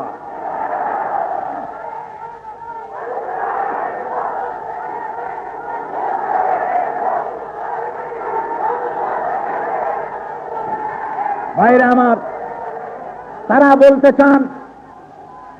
বলতে চান যে এইটা ইতিহাসের কালানুক্রমে নাম লেখা হয়েছে। আগে যে আসছেন তার নাম আগে, পরে যে আসছেন তার নাম পরে, মানে বাঙ্গালরে হাইকোর্ট দেখানো। গৌতম বুদ্ধ আগে আসছে সেই জন্য তার নাম, ঈসা আলাইহিস সালাম আগে আসছে সেই জন্য তার নাম। বুঝলাম, ঠিক আছে, আপনাদের কথা ঠিকই আছে। মুহাম্মদ সাল্লাল্লাহু আলাইহি ওয়াসাল্লাম পরে আসছেন সেই জন্য পরে নাম, কিন্তু সক্রেটিসের নাম 4 নম্বরে আসছে কেন? সক্রেটিস তো রসুলের অনেক আগে পয়দা হয়েছেন দুনিয়ায়, তার নাম 4 নম্বরে কেন? তার অর্থ হল রসুলকে হেয় প্রতিপন্ন করার জন্য শিশু একাডেমি এই কাজ করেছে। শুধু তাই নয়, দুনিয়ার বুকে ডারউইনের বানরবাদের এই মতবাদ দুনিয়ার বর্তমান বিজ্ঞানীরা ডাস্টবিনে নিক্ষেপ করেছে। সেই বানরবাদ শিশু একাডেমি জ্ঞানের কথা বইয়ের মধ্যে লিখেছে যে মানুষ এসেছে বানর থেকে, বানরের ছবি দিয়ে ছেলেদেরকে বুঝাবার ব্যবস্থা করেছে। আল্লাহ সম্পর্কে ধৃষ্টতাপূর্ণ উক্তি করেছে। তার মধ্যে লেখা হয়েছে যে চন্দ্র, সূর্য, গ্রহ, নক্ষত্রের পিছনে কোন স্রষ্টা আছে, এটাও নাকি এখন মানুষে বিশ্বাস করে। তার মানে আল্লাহ বলতেও কেউ নাই, ধরে কর নাউযুবিল্লাহ। এইটার জন্য যখন নারায়ণগঞ্জে মিছিল বের হলো, প্রতিবাদ হলো, তখন বিবৃতি দেওয়ার জন্য সোল এজেন্ট রাশিয়ার 5টা কুকুর যারা বাংলাদেশে বাস করে, তথাকথিত বুদ্ধিজীবী, তারা বিবৃতি দিতে লাগলো স্বাধীনতার শত্রুরা আবার মাঠে নেমেছে।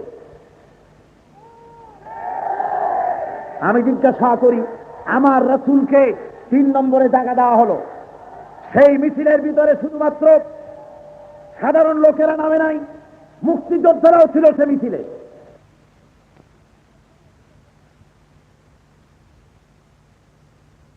পারে না, মাছির মতো ক্ষুদ্র একটা প্রাণীও বানাতে পারে না।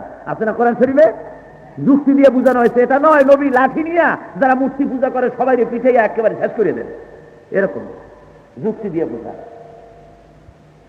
যুক্তি দিয়ে বোঝানো হচ্ছে এই যে প্রতিমাগুলি এক একটার 8টা 10খানা হাত আছে, এতগুলি হাত, এরা এক একখানা হাত যদি কেউ মুসরায় মুসরায় ভাঙ্গে, একখান একখান করিয়া, এত হাত আছে, 5-6খানা হাত দিয়া একখানা হাত কেউ হেফাজত করতে পারে না। পারে নাকি? সামনে যত খাবার দেওয়া হয়, ফল ফলারি দেওয়া হয়, খাদ্যদ্রব্য দেওয়া হয়, এত খাবার সামনে পড়ে আছে, এই খাবারগুলি যদি সামনে এসে কুত্তায় খাইয়ে যায়, আর খাবার পরে যদি কুকুরে ঠ্যাং উঁচা করে যা করে সেটাও যদি করে যায়, এতগুলো হাত একটা হাত দিয়ে সরাই দিতে পারবে? জোরে বলেন, পারবে? পারবে না। যুক্তিভিত্তিক কথা। সুতরাং এগুলির সামনে মাথা নত কেন? এই জন্য আমার মতের সাথে মিল খাবে না, আর সেই জন্য লাঠি মারার ব্যবস্থা, এটা খুবই অবৈজ্ঞানিক, শরিয়ত বিরোধী কাজ, শরিয়ত বিরোধী কাজ, এটা করা যাবে।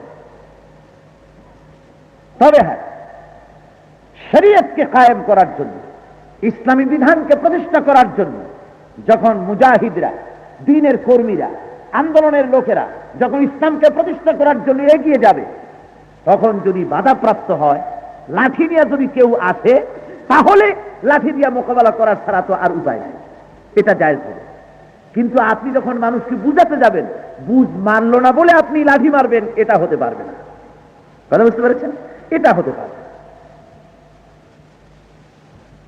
এই জন্যে আল্লাহ রাব্বুল আলামিন পরিষ্কার করে মানুষকে বুঝাচ্ছেন যে যে ব্যক্তি গোমরাহ হবে তার গোমরাহির জন্য সে নিজেই দায়ী, আর কেউ। এরপরে আল্লাহ রাব্বুল আলামিন বলেন ওয়ালা তাজিরু ওয়াজিরাতুন বিজরা উখরা, কোন বোঝা বহনকারী কিয়ামতের দিন অন্যের বোঝা বহন করবে না, কারো বোঝা কেউ বহন করবে না। এটা এমন একটা গুরুত্বপূর্ণ কথা যা আপনাকে আমাকে সকলকে অনুধাবন করতে হবে, বুঝতে হবে ভালো করে। কারো বোঝা কেউ বহন করবে না। আপনি যদি মনে করেন যে আমি সারা জীবন ভর যত গুনাহ করেছি, যত যাই কিছু করি না কেন, অমুক পীর সাহেবের কাছে মুরিদ হয়ে গেছি, কিয়ামতের দিন উনি আমারে পার করিয়া নিবেন, এই চিন্তা যদি করেন তাহলে চিন্তা সঠিক হবে না ভুল হবে? আল্লাহ রাব্বুল আলামিন কোরআন শরীফে বলেছেন, আহলে কিতাবের আলেম এবং পীর দরবেশদের কাছে যারা ঘন ঘন যেত, তাদের জিজ্ঞাসা করা হতো এই লোকগুলির কাছে এত ঘন ঘন যাও কেন? ওরা জবাবে বলতো লিয়ুকাররিবুনা ইলাল্লাহি যুলফা, এই জন্য যায় যে এরা আমাদেরকে আল্লাহর নিকটবর্তী করে দেবে, আল্লাহর নিকটবর্তী করে দেবে। তাহলে ওরা মনে করতো যে এই সমস্ত লোক হলো আল্লাহর বেহেশতের সোল এজেন, এদেরকে খুশি করতে পারলে আল্লাহ খুশি হবে। আল্লাহ রাব্বুল আলামিনের এমন কোন এজেন্সি নাই পৃথিবীতে যা আপনি এজেন্সির মাধ্যমে, আদম ব্যাপারীদের মাধ্যমে যেমন চাকরি হয় সৌদি আরবে বা আরব কান্ট্রিগুলিতে, দুনিয়ায় এমন কোন বেহেশতের ব্যাপারী নাই কেউ যে যার মাধ্যমে আপনি বেহেশতে যাইতে পারবেন। একজন আছেন, তার নাম সরকার দু আলম, নূরে মুজাসসাম, আশরাফুল আম্বিয়া, সৈয়দুল মুরসালিন, রাহমাতুল লিল আলামিন, জনাব মুহাম্মদুর রাসূলুল্লাহ, যারা বলেন সাল্লাল্লাহু আলাইহি ওয়াসাল্লাম। তিনি ছাড়া আর কেউ নাই যিনি আপনার জন্য সুপারিশ করতে পারবেন। আল্লাহ রাব্বুল আলামিন বুঝান, ও মানুষেরা, আমার নিকটবর্তী করে দেবে বলে যার কাছে তোমরা যেতেছো, ওরা আমার নিকটবর্তী হতে পারবে কিনা সেইটাই হলো বড় প্রশ্ন। ওরা নিজেরা পারবে কিনা আমার কাছে আসতে সেইটা দেখো, ওর সুপারিশ কেনা করে তাই দেখো। অনেক লোক আছে দুই পীরের কাছে মুরিদ হয়, মনে মনে ধারণা দুই পীরের কাছে মুরিদ হইলাম, কিয়ামতের দিন এ দুনিয়ায় যাই কিছুই করি না কেন, দুই পীরে দুই হাত ধরিয়া এইরকম করে কেরাম বোটের গুটির মতো ফালাই দেবে আমাকে বেহেশতে। এত সহজ পাগলামি পাইছো আল্লাহর বেহেশতে? এত সহজ, এত সহজ। নিজের আমল নিজেকে গড়তে হবে, অন্যের উপরে নির্ভর করলে হবে না, অন্যের দুয়ারে গিয়ে ধর্ণা দিলে হবে না, নিজের আমল নিজেকে পরিবর্তন করতে হবে। মানুষের ধারণাতে কি? 12ই রবিউল আউয়াল এলো, বিরাট রকমের শানদার প্যান্ডেল হলো, মাহফিল হলো, তোমপর লাখো সালাম। হায় রে লাখো সালাম, যারা লাখো সালাম দিল পরের দিন দেখা গেল ওজনে কম দেয়, তারা খাদ্যে ভেজাল দেয়, মদ খায়, জুয়া খেলে, শয়তানি বদমাশি করে, সব আছে। বছরের মধ্যে একদিন তোমপর লাখো সালাম, এর কোনো মূল্য আছে? কোন দাম আছে বিয়া? কোনো দাম নাই। ভাইরা আমার, দাম তখন হবে যখন রাসূলের নির্দেশিত পথে সারাটা জীবন যদি চালানো যায়, তাহলে সালাম দেওয়ার মূল্য আছে। আর যদি তা না হয়, বছরের একদিন তোমপার লাখো সালাম বলে সারা বাজারের মিষ্টিগুলা কিনা খাইলেন, পোলাও কোরমা বিরিয়ানি জন্মের মতো খাইয়া পেটটারে বড় গুদামের মতো বানায় ফেললেন, এই দিয়ে কিয়ামতের দিন নাজাতের কোনো ফয়সালা হবে না। ভাইরা আমার, বিশ্বাস করুন, কোরআন শরীফ আমার সামনে, আপনার পীর আপনাকে বাঁচাতে পারবে না। জোরে বলেন পারবে? পারবে না। আপনার জন্য আপনি নিজে দায়ী। আপনি লক্ষ্য করবেন কেমনে পারবে। কত পীর এ ধরনের আছে, আবার ভালো আছে, খারাপও আছে। এক শ্রেণীর পীর আছে, মেয়ে লোক সামনে নিয়ে তওবা পড়ায় মুরিদ করে, আছে না? আমি দেখি নাই, এখানে এসে শুনছি। এবং বাংলাদেশের অন্যান্য জায়গাও কিছু কিছু আছে, মেয়ে লোক সামনে নিয়ে মুরিদ করতেছ। যে পীর সাহেব এরকম করে, আমি জিজ্ঞেস করি, পীর সাহেব কি নপুংসক? পুরুষ না? পীর হয়েছে বলে তার সামনে যুবতী মেয়ে লোক কি করে যাবে? যা আমার নবী করেন নাই, যা সাহাবায়ে কেরাম করেন নাই। আপনি আমাকে দেখাতে পারবেন আল্লাহর নবী কোন মেয়ে লোক সামনে নিয়ে তওবা পড়াইছেন বা কলেমা পড়াইছেন? আছে প্রমাণ? সব মিওয়ারায়ে হিজাব, পর্দার আড়াল থেকে। রাসূল যদি এতটা সংযত রাখেন নিজেকে যদি এত সংযত রাখেন, তার মতো মহান ব্যক্তিত্ব, তুমি কোন জিতেন্দ্রীয় নাজিল হলে আকাশ থেকে? পরের মেয়ে লোক সামনে নিয়ে তারপরে আর মুরিদগুলো কি যে হয়েছে এদের আল্লাহ জানে। যুবতী যুবতী নিজের মেয়ে সুন্দরী বউ পীরের কাছে পাঠায়। আস্তাগফিরুল্লাহ, আস্তাগফিরুল্লাহ, হারাম, পরিষ্কার হারাম। এমন পীরের পিছনে যাওয়া, এর পিছনে নামাজ পড়া, এর সাথে মুনাজাত করা হারাম, কবুল হবে না আল্লাহর দরবারে। সুতরাং আপনাদেরকে খুব সতর্ক হতে হবে। এই জন্য বলি, যেহেতু আমি এই কথাগুলি এই জন্য বারবার বলি, যেহেতু চিটাগং বহুত ওলি আল্লাহ এসেছেন, যে জিনিস যত বেশি ভালো তার নকল বেরোয় তত তাড়াতাড়ি, ঠিক কিনা? যেহেতু বহুত ওলি আল্লাহ আছে, এখন এই ওলি আল্লাহ এটা একটা ব্যবসা বানায় না। সুতরাং আপনাদেরকে চিনতে হবে হক এবং না হক চিনতে হবে। সাইয়েদ লাগানো হয় নামের আগে, সাইয়েদ কি তা দেখা উচিত। শুধু কি সাইয়েদ, নামের আগে যে কত টাইটেল, রাহনুমায়ে তরিকত, বাহারে শরিয়ত,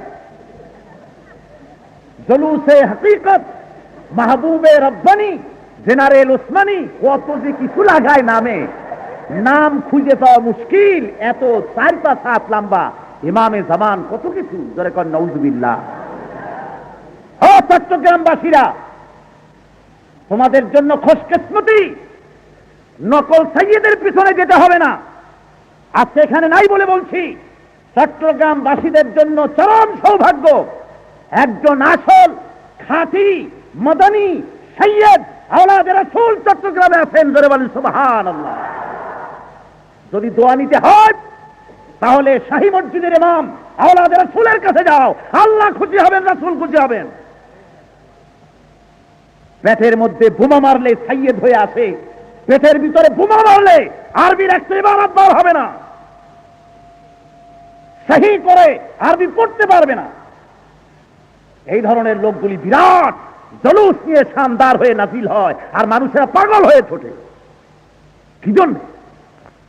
তোমাদের চোখের কাছে এত বড় বুজুর্গ, এত বড় সৈয়দ আলম বাহরুল উলুম, ইলমের দরিয়া হযরত মাওলানা সৈয়দ আব্দুল আহাদ আল মাদানী মদ্দুল্লাহুল আলী, আল্লাহ তাআলা হায়াত দারাজ করুন। জোরে বলেন আমিন। আমি মনে করি তিনি যেদিন ইন্তেকাল করবেন, বাংলাদেশ এতিম হয়ে যাবে, বাংলাদেশ এতিম হয়ে যাবে। সুতরাং নেয়ামতের কদর করতে শিখবেন, নেয়ামতের কদর করতে শিখবেন। ভাইরা আমার, এই জন্য বলছি, কিয়ামতের দিন আপনাকে কেউ বাঁচাতে পারবে না। পারবে কেউ? ভাইরা আমার, স্বয়ং আল্লাহর নবীর কাছে আল্লাহ রাব্বুল আলামিন বলেন, ও নবী আপনি বলেন, কিয়ামতের ব্যাপারটা মানুষকে বলে দেন, বুঝায় দেন। আপনার ব্যাপারে যারা ভরসা করতেছে আপনার উপরে, তাদের সম্পর্কেও আপনি ভালো করে বুঝায় দেন। কুল মা কুনতু বিদআম মিনার রাসূল ওয়া মা আদরি মা ইউফআলু বি ওয়ালা বিকুম।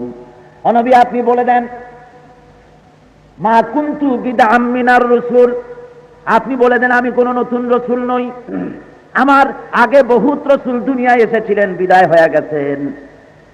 ওয়া মা আদরি মা ইউফআলু বি ওয়ালা বিকুম, আমি জানি না কিয়ামতের ময়দানে আল্লাহ রাব্বুল আলামিন আমার সাথে কি ব্যবহার করবেন, আর আমি এও জানি না যে তোমাদের সাথে কিয়ামতের দিন আল্লাহ রাব্বুল আলামিন কি ব্যবহার করবেন। সুবহানাল্লাহ।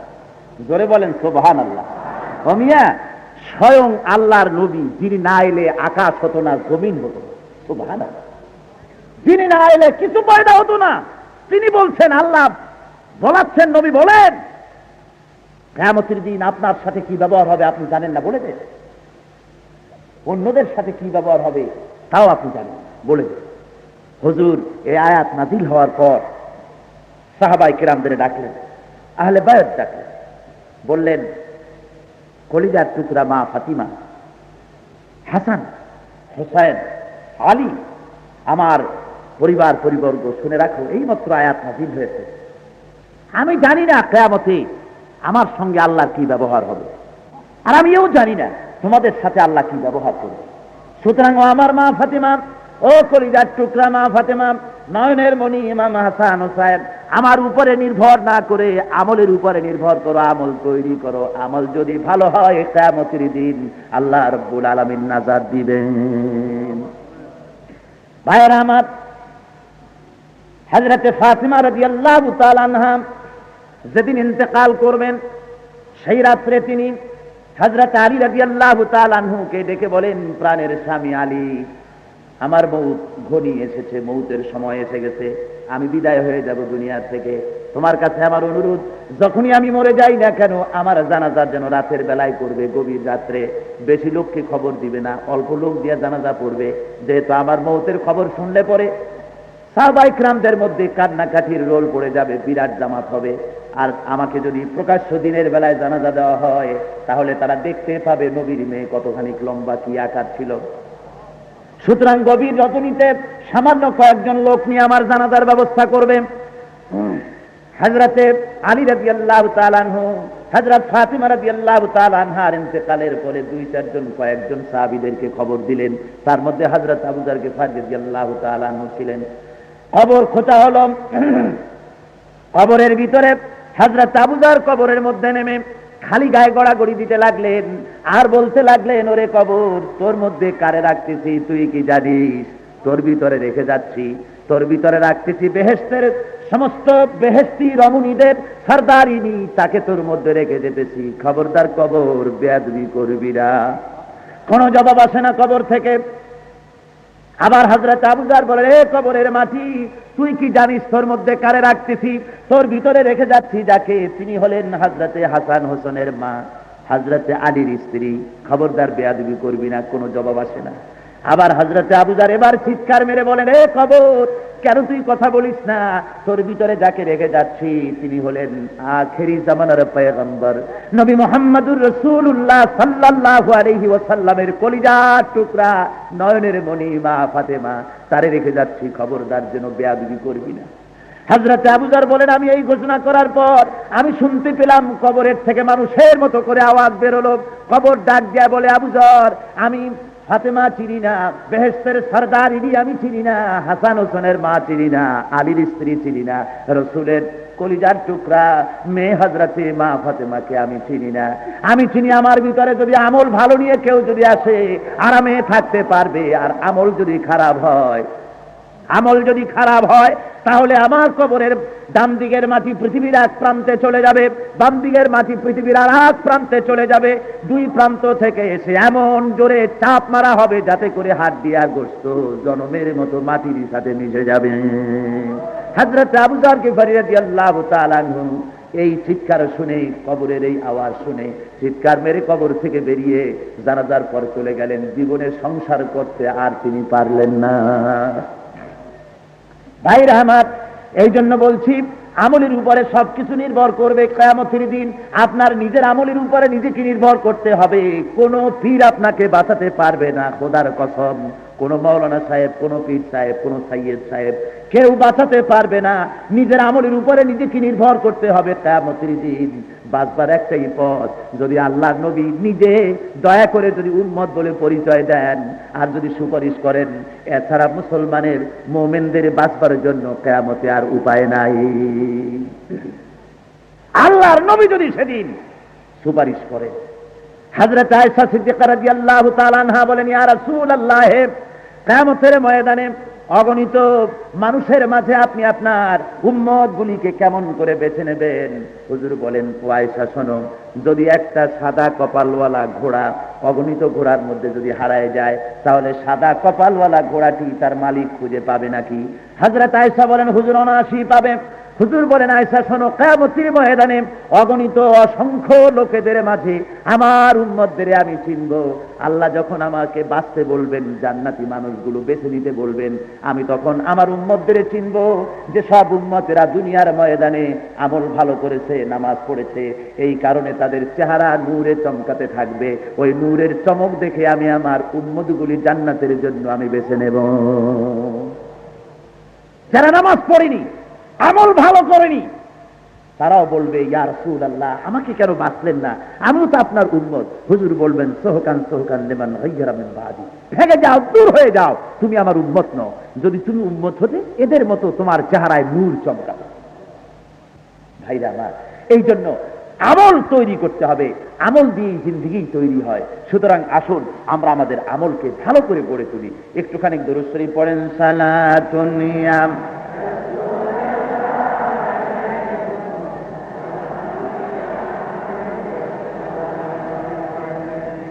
সালাতুন ইয়া রাসূলুল্লাহ আলাইকুম, সালামুন ইয়া হাবিবাল্লাহ আলাইকুম, সালাতুন ইয়া।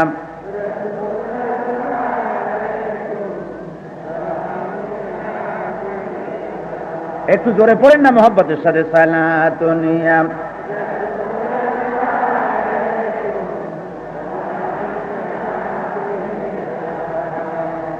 সালাতুন ইয়া রাসূলুল্লাহ আলাইকুম, সালামুন ইয়া হাবিবাল্লাহ আলাইকুম। ভাইরা আমার, এরপরে আল্লাহ রাব্বুল আলামিন বলছেন, ওয়ামা কুন্না মুআযযিবিনা হাত্তা নাবআসা রাসূলা। আমি কোন জনপদের উপরে আমি গজব দেই না, আযাব দেই না ততক্ষণ পর্যন্ত যতক্ষণ মানুষদেরকে হক এবং বাতিল বুঝাবার জন্য আমি রসুল প্রেরণ না করি, ততক্ষণ পর্যন্ত আমি কি করি না? আযাব দেই না, গজব দেই না। জোরে কোন সুবহানাল্লাহ। আল্লাহর কত বড় মেহেরবানি, জোরে বলেন সুবহানাল্লাহ। বন্ধুগণ, যে কোনো দেশ হোক, এলাকা হোক, জাতি হোক, আল্লাহ রসুল প্রেরণ করে। আল্লাহ সেখানে অতীতে রসুল প্রেরণ করতেন, এখন ইসলামের দাওয়াত ওলামায়ে কিরাম পৌঁছাচ্ছে সারা দুনিয়ার সর্বত্র, দাওয়াত পৌঁছে যায়। আল্লাহ বলেন, আমি এইভাবে করে মানুষকে দাওয়াত পৌঁছাই, পয়গম্বর প্রেরণ করি। আর পয়গম্বর না দিয়ে, হুজ্জত দলিল না দিয়ে, দলিল পেশ না করে আমি কোন জাতের উপরে আমি মুসিবত ঢালি না, আযাব দেই না। রসুল প্রেরণ করি, আর রসুলই হলো ইসলামের দলিল। রসুল কি? ইসলামের দলিল হলেন রসুল। রসুল তো এইটা তসবি জিনিস নয়, অর্থাৎ এইটা অর্জন করা যায় না, এমন কোন আমল নাই। আমল করে করে ভালো আমল করে, চরিত্র সৃষ্টি করে, তাহাজ্জুদ পড়ে, বহু কিছু করে হয়তো ওলায়াতের দরজা লাভ করা যেতে পারে, হয়তো বিরাট ওলি হওয়া যেতে পারে। কিন্তু কিয়ামত পর্যন্ত কেউ যদি সেজদায় পড়ে থাকে, তাহাজ্জুদ পড়ে, সব যদি করে, আমল যদি যতই ভালো করুক না কেন, রসুল হতে পারবে? জোরে বলেন, পারবে? এটা কামাই করা জিনিস না, এটা আল্লাহ রাব্বুল আলামিন যাকে খুশি তাকে রসুল বানান। সুতরাং এই রসুল আল্লাহ রাব্বুল আলামিন যুগে যুগে প্রেরণ করেন, আর রসুল প্রেরণ না হওয়া পর্যন্ত আল্লাহ গজব দেন না। আল্লাহ রাব্বুল আলামিন বলেন, وَإِذَا أَرَدْنَا أَن نُّهْلِكَ قَرْيَةً أَمَرْنَا مُتْرَفِيهَا فَفَسَقُوا فِيهَا فحق عليها القول فدمرناها تدميرا। আমি এই মাঝখান থেকে গত 2-3 দিন বলি নাই, সেই জন্য বুঝি এখন একটা রাস্তার মতো বানাইছেন আপনারা। এটা কিন্তু ঠিক না, কথা বুঝতে পেরেছেন? এটা আদৌ ঠিক না। আপনারা ভেতর থেকে কেউ রাস্তা বানাবেন না। সব সময় আপনারা মনে রাখবেন, পেশাব পায়খানা যাদের বারবার আছে, আমি প্রত্যেক বছর বলি, কেন মনে থাকে না? তারা কেন এক পাশে বসেন না? মাঝখানে বসে আপনার পেশাবের জন্য আপনি দৌড় দিবেন আর লোকেরা বিরক্ত হবে, এটা কেন করবেন? সুতরাং আগামীকাল থেকে যেন মনে থাকে, পেশাব পায়খানার রুগীরা যারা বারবার এটা আছে, সব সময় এক পাশে বসবে। মনে থাকবে আপনাদের? জোরে বলেন, মনে থাকবে?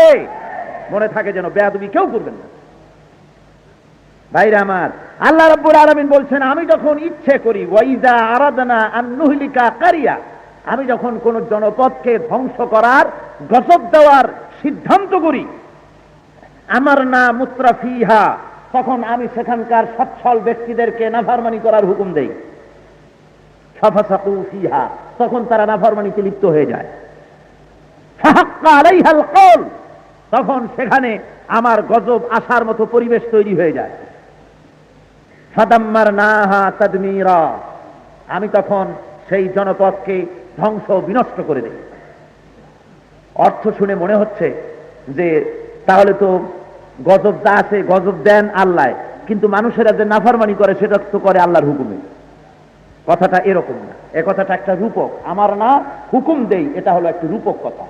অর্থাৎ প্রাকৃতিক পরিবেশ, প্রাকৃতিক নির্দেশ বা স্বাভাবিক আইন এমন এক পরিবেশ সৃষ্টি হয় যে সে এলাকার সচ্ছল ব্যক্তিরা নিজেরাই নাফরমানি করা শুরু করে দেয়। যখন কোন এলাকার ধনশালী লোকেরা, বিত্তশালী লোকেরা তারা নাফরমানি শুরু করে, তখনই সেই এলাকায় আল্লাহর গজব শুরু হয়ে যায়। এটা হলো মূল কথা, আমার না, একটা রূপক শব্দ। যখন কোন জাতির দুর্ভাগ্য এসে যায়, তখন সেই জাতির সবচেয়ে সচ্ছল ব্যক্তিরা তারা নাফরমানি করে সবচেয়ে বেশি। যেহেতু সচ্ছল ব্যক্তিদের নাফরমানি করতে সুবিধা বেশি, সচ্ছল নাফরমানি করার জন্য সুবিধা কাদের জন্য বলুন? কাদের জন্য? বিত্তশালী, ধনী, পুঁজিপতি, পয়সা কড়ি যাদের বেশি আছে, নাফরমানি তাদের পক্ষ থেকে বেশি হয়। অর্থাৎ একটি সমাজের বিত্তশালী, পুঁজিপতি লোকেরা যখন অনাচার ব্যভিচারে লিপ্ত হয়, নৈতিক পতন যখন তাদের এসে যায়, তখন সেই এলাকার উপরে আল্লাহর গজব এসে যায়। বিত্তশালী পুঁজিপতি লোকেরাই মদ, জুয়া, জেনা, ব্যভিচার ইত্যাদি চালু করে দেয়। এই নাফরমানি তাদের থেকেই হয়। সিনেমা হলগুলি কারা করে? গরিবরা না ধনীরা? আপনাদের কথা বলতে ভয় করে নাকি? ওয়াজ তো আমি করতেছি, গলা ভাঙলে না আমার ভাঙ্গা উচিত, আপনাদেরকে শুনতে শুনতে গলা ভাঙিয়ে গেল নাকি? এই মিয়ারা, কারা সিনেমা হল তৈরি করে? যাত্রা, অপেরা, থিয়েটার, নাট্যমঞ্চ কারা তৈরি করে? এগুলি সব ধনীরা করে। এই নাফরমানির পথ তারাই তৈরি করে দেয়। তারপরে জুয়া খেলা, মদ খাওয়া। গরিবে মদ খাবে কোথা থেকে? পয়সা তো নাই, মদের দাম অনেক। গরিবে এই মধ্যবিত্ত বা একটু গরিব যারা মদ খেতে ইচ্ছে করলে রস টস পচাই টসাই হাবি জাবি এগুলো খায়, বুঝলেন? দামি দামি কি জানি হুইস্কি, ভদকা, আরো কি কি জানি আছে, এগুলি খাওয়ার কাম বড় লোক, এগুলি তারা খায়। অর্থাৎ ব্ল্যাক মানি, লাখ লাখ কোটি কোটি টাকা ইনকাম করেছে, টাকা খরচ করবে কোথায় দিশা করতে পারে না। তখন এই টাকা হারাম পথে খরচ হতে থাকে। সিনেমা হল বানায়, যাত্রা, থিয়েটার, অপেরা ইত্যাদি করে, তারপরে মদ, জুয়া ইত্যাদির আড্ডা করে। এই যেমন ধরুন কিছুদিন আগে hotel Sonargaon, Dhaka 5 star hotel, এই হোটেলে জঙ্গলি নাইট অবজার্ভ করা হলো। জঙ্গলি রাত। কি জঙ্গলি রাত? পত্রিকায় প্রথম দেখলাম, পরে যারা ওখানে অবজার্ভ করতে গিয়েছিল তাদের কাছে শুনলাম পুরা হোটেল সোনারগাঁকে আলো আধারি ভাব করা হয়েছে। আচ্ছা আচ্ছা আলো, আলো আছেও নাইও, এরকম অবস্থা। তার মধ্যে বিত্তশালী লোকেরা, বড় বড় ধনীরা এসছে। নিচে টিকিট হলো 1500 টাকা, উপরে অনেক। এখানে আসার পর লটারিতে বউ বদল, লটারি ধরে একের বউ আর একজনে নিয়ে যাচ্ছে, একের মেয়ে আর একজনে নিয়ে যাচ্ছে। তারপরে মদ হয়েছে, জেনা ব্যভিচার হয়েছে, শয়তানি বদমাশের সায়লাভ হয়ে গেছে। যেই সমাজের লোকেদের পেটে খাবার নাই, যে সমাজের নারীদের ইজ্জত থাকার জন্য এক প্রশ্ন কাপড় নাই, সেই সমাজের বিত্তশালী লোকেরা তাদের অবৈধ উপার্জিত পয়সা খরচ করার রাস্তা না পেয়ে এই সব পথে তারা খরচ করা শুরু করে দেয়। তারপরে শুরু হয়ে যায় এই সমস্ত অন্যায়, ফিস্ক, ফুজুরি, নাফরমানি কাজ শুরু হয় সমাজের মধ্যে। এগুলি যত বাড়তে থাকে বেশি, ততই আল্লাহর গজব হয়। এই পয়সা কি করবে দিশা বিশা না পায়া শেষ পর্যন্ত পয়সা কোথায় ঢালবে চলে যায়। যদি কোনো পীর সাহেবের কবর পাওয়া যায়, কবরের উপরে বিরাট এক গম্বুজ বানাই দিল, টাকা ঢালার রাস্তা নেই, কোথায় ঢালবে? বিরাট সুন্দর গিলাপ চড়াই দিল, বিরাট একটা গম্বুজ বানাই দিল। তারপরে কোনো পীর সাহেব আসলেন, গাড়ি দিয়ে দিলেন, শর্ট দিয়ে দিলেন, কি জানি কয় শর্ট তো নয়, কার্পেট, কতগুলো কার্পেট দিয়ে দিলেন, টাকা পয়সা দিলেন। অর্থাৎ এই টাকা তো আয় হয়েছে হালাল পথে না, সব হারাম পথে ইনকাম হয়েছে। মনের মধ্যে ভয়, আল্লাহ পুলিশ যেন না ধরে, ধরা যেন না পড়ি, ধরা না পড়ি সেই ভয়তে কিছু ঘুষ দিতে চায় আল্লাহকে। জোরে কর নাউজুবিল্লাহ। আল্লাহরে তো পায় না, এদের মনে করে যে আল্লাহর এজেন্ট। ওই যে একজন লোক তুফানে পড়েছিল, তুফানে পড়েছে, তারপরে মানত করেছে, আল্লাহ যদি তুফান থেকে বাঁচতে পারি একটা মোষ কোরবানি করে দেব। এরপরে তুফান থেকে বেঁচে গেছে, ঢেউ থেকে বেঁচে গেছে, সমুদ্রের ঢেউ থেকে। ফিরে আসার পর লোকেরা বলছে কই যে মানত করছিল দিলা না তো, কই যে দেবো সেই জন্য বলছি নাকি, আল্লাহ আমার একটু ভয় দেখাইছে, আমি আল্লাহর একটু লোভ দেখাই। জোরে কন নাউজুবিল্লাহ, জোরে বলেন নাউজুবিল্লাহ। অমিয়া তুমি কোন পীর সাহেবের মাজারে গম্বুজ বানাইলা, আর কোন পীর সাহেবকে কয়টা গাড়ি কিনে দিয়েছ, কাকে কত টাকা দিয়েছ, এই জিনিস দিয়ে কিয়ামতের দিন তোমার নাজাতের 4 পয়সার উপকার হবে না। যেহেতু তুমি হাজার হাজার লাখো লাখো মানুষকে দুশ্চরিত্র বানিয়েছ, এক একটা সিনেমা হল দিয়ে লক্ষ লক্ষ মানুষ প্রতি বছর দুশ্চরিত্র হয়ে যাচ্ছে, ঠিক না? সিনেমাগুলিতে কি হয়? চরিত্র শিক্ষা দেওয়া হয়? জোরে বলেন হয়? সিনেমা হলগুলিতে কি হয়? অশ্লীল গান, কিভাবে কাপড় চোপড় কত ফালাই দিয়ে মেয়ে লোক চলতে পারে তার রিহার্সাল হয়। সেখানে পরের মেয়েকে চোখের ঠারে ঠরে কিভাবে চোখ টিভি দিয়ে ভালোবাসিয়া তারপরে বগল দাবা করে সরায় নেওয়া যায়, কিভাবে চুরি করতে হবে, কিভাবে গুলি মারতে হবে, কিভাবে জানালা 3 তলার উপর থেকে জানালা ভেঙ্গে লাফ দিয়ে পড়া লাগবে, কিভাবে ব্রিফকেসের মধ্যে বন্দুক ভেঙে চুরে নিয়ে সময় মতো লাগাই দিয়া ফস করে মানুষ মেরে ফেলা হবে, এই সবের ট্রেনিং দেওয়া হয়, ঠিক কিনা কর? এই দুশ্চরিত্রের আড্ডা সিনেমা হলগুলির যত মালিক আছে বাংলাদেশে, কিয়ামতের দিন কোন জাহান্নামে যে আল্লাহ তাদের ভরবেন আল্লাহই ভালো জানেন। জাহান্নাম ছাড়া রাস্তা নয়, থাকতে পারে না। একা সে শুধু একাই গুমরা হয় নাই, গোটা জাতিকে গুমরা বানাবার জন্য প্রচেষ্টা চালাচ্ছে। জুয়ার আড্ডা করেছে, ক্রস কোয়ার্টার করেছে, শয়তানি বদমাশি করেছে, হাজারো লাখো কোটি কোটি টাকা কি করবে দিশা করতে পারে নাই, মানুষের সর্বনাশ করার জন্য এগুলিকে ব্যবহার করেছে। আল্লাহ রাব্বুল আলামিন বলেন, এইভাবে করে যখন নাকি বড় লোকেরা নাফরমানি শুরু করে দেয়, ফেস্ক ফুজুরি যখন শুরু করে দেয়, গোটা জাতি তখন গজবের জন্য প্রস্তুত হয়ে যায়। বলবেন গরিবের দোষ কি? বড় লোকেরা তারা নাফরমানি করলো, গজব তো তাদেরই হওয়া উচিত। গরিবরা মরে কেন? গরিব মরে এই কারণে তোমার পয়সা ছিল না, কিন্তু জবান তো ছিল, শক্তি তো ছিল। কেন তুমি এগুলার বিরোধিতা করো নাই? তোমার রিক্সাওয়ালারা, রিক্সার শ্রমিকরা, কলকারখানার শ্রমিকরা, তোমরা কিছু ভাত কাপড়ের জন্য মিছিল করতে পারো। আমি একবার বগুড়া মাহফিল করতে গিয়ে সেখানে বগুড়া শহরে ঢুকতেছি, তখন দেখি যে শহরের মধ্যে ঢোকার সময় দেখি 15-20 জনের বিরাট এক মিছিল, বুঝলেন? সেই মিছিলের মধ্যে স্লোগান হচ্ছে ভাত চাই, কাপড় চাই, কাজ চাই। পিছনে যারা আছে তারা বলতেছে তরকারি চাই, মাছ চাই। আমি মাহফিলে গিয়ে বললাম, মেয়েরা তোমরা এই ভাত চাই করতেছো, কিয়ামত হয়ে যাবে, পান্তা ভাতের ফ্যানও কেসমতে জুটবে না। এরকম করে হবে না। মিছিল করতে পারো ভাতের জন্য, কাপড়ের জন্য, কাজের জন্য, রুটির জন্য। সামান্য মানুষ কি পেটের জন্য দুনিয়া আসছে নাকি?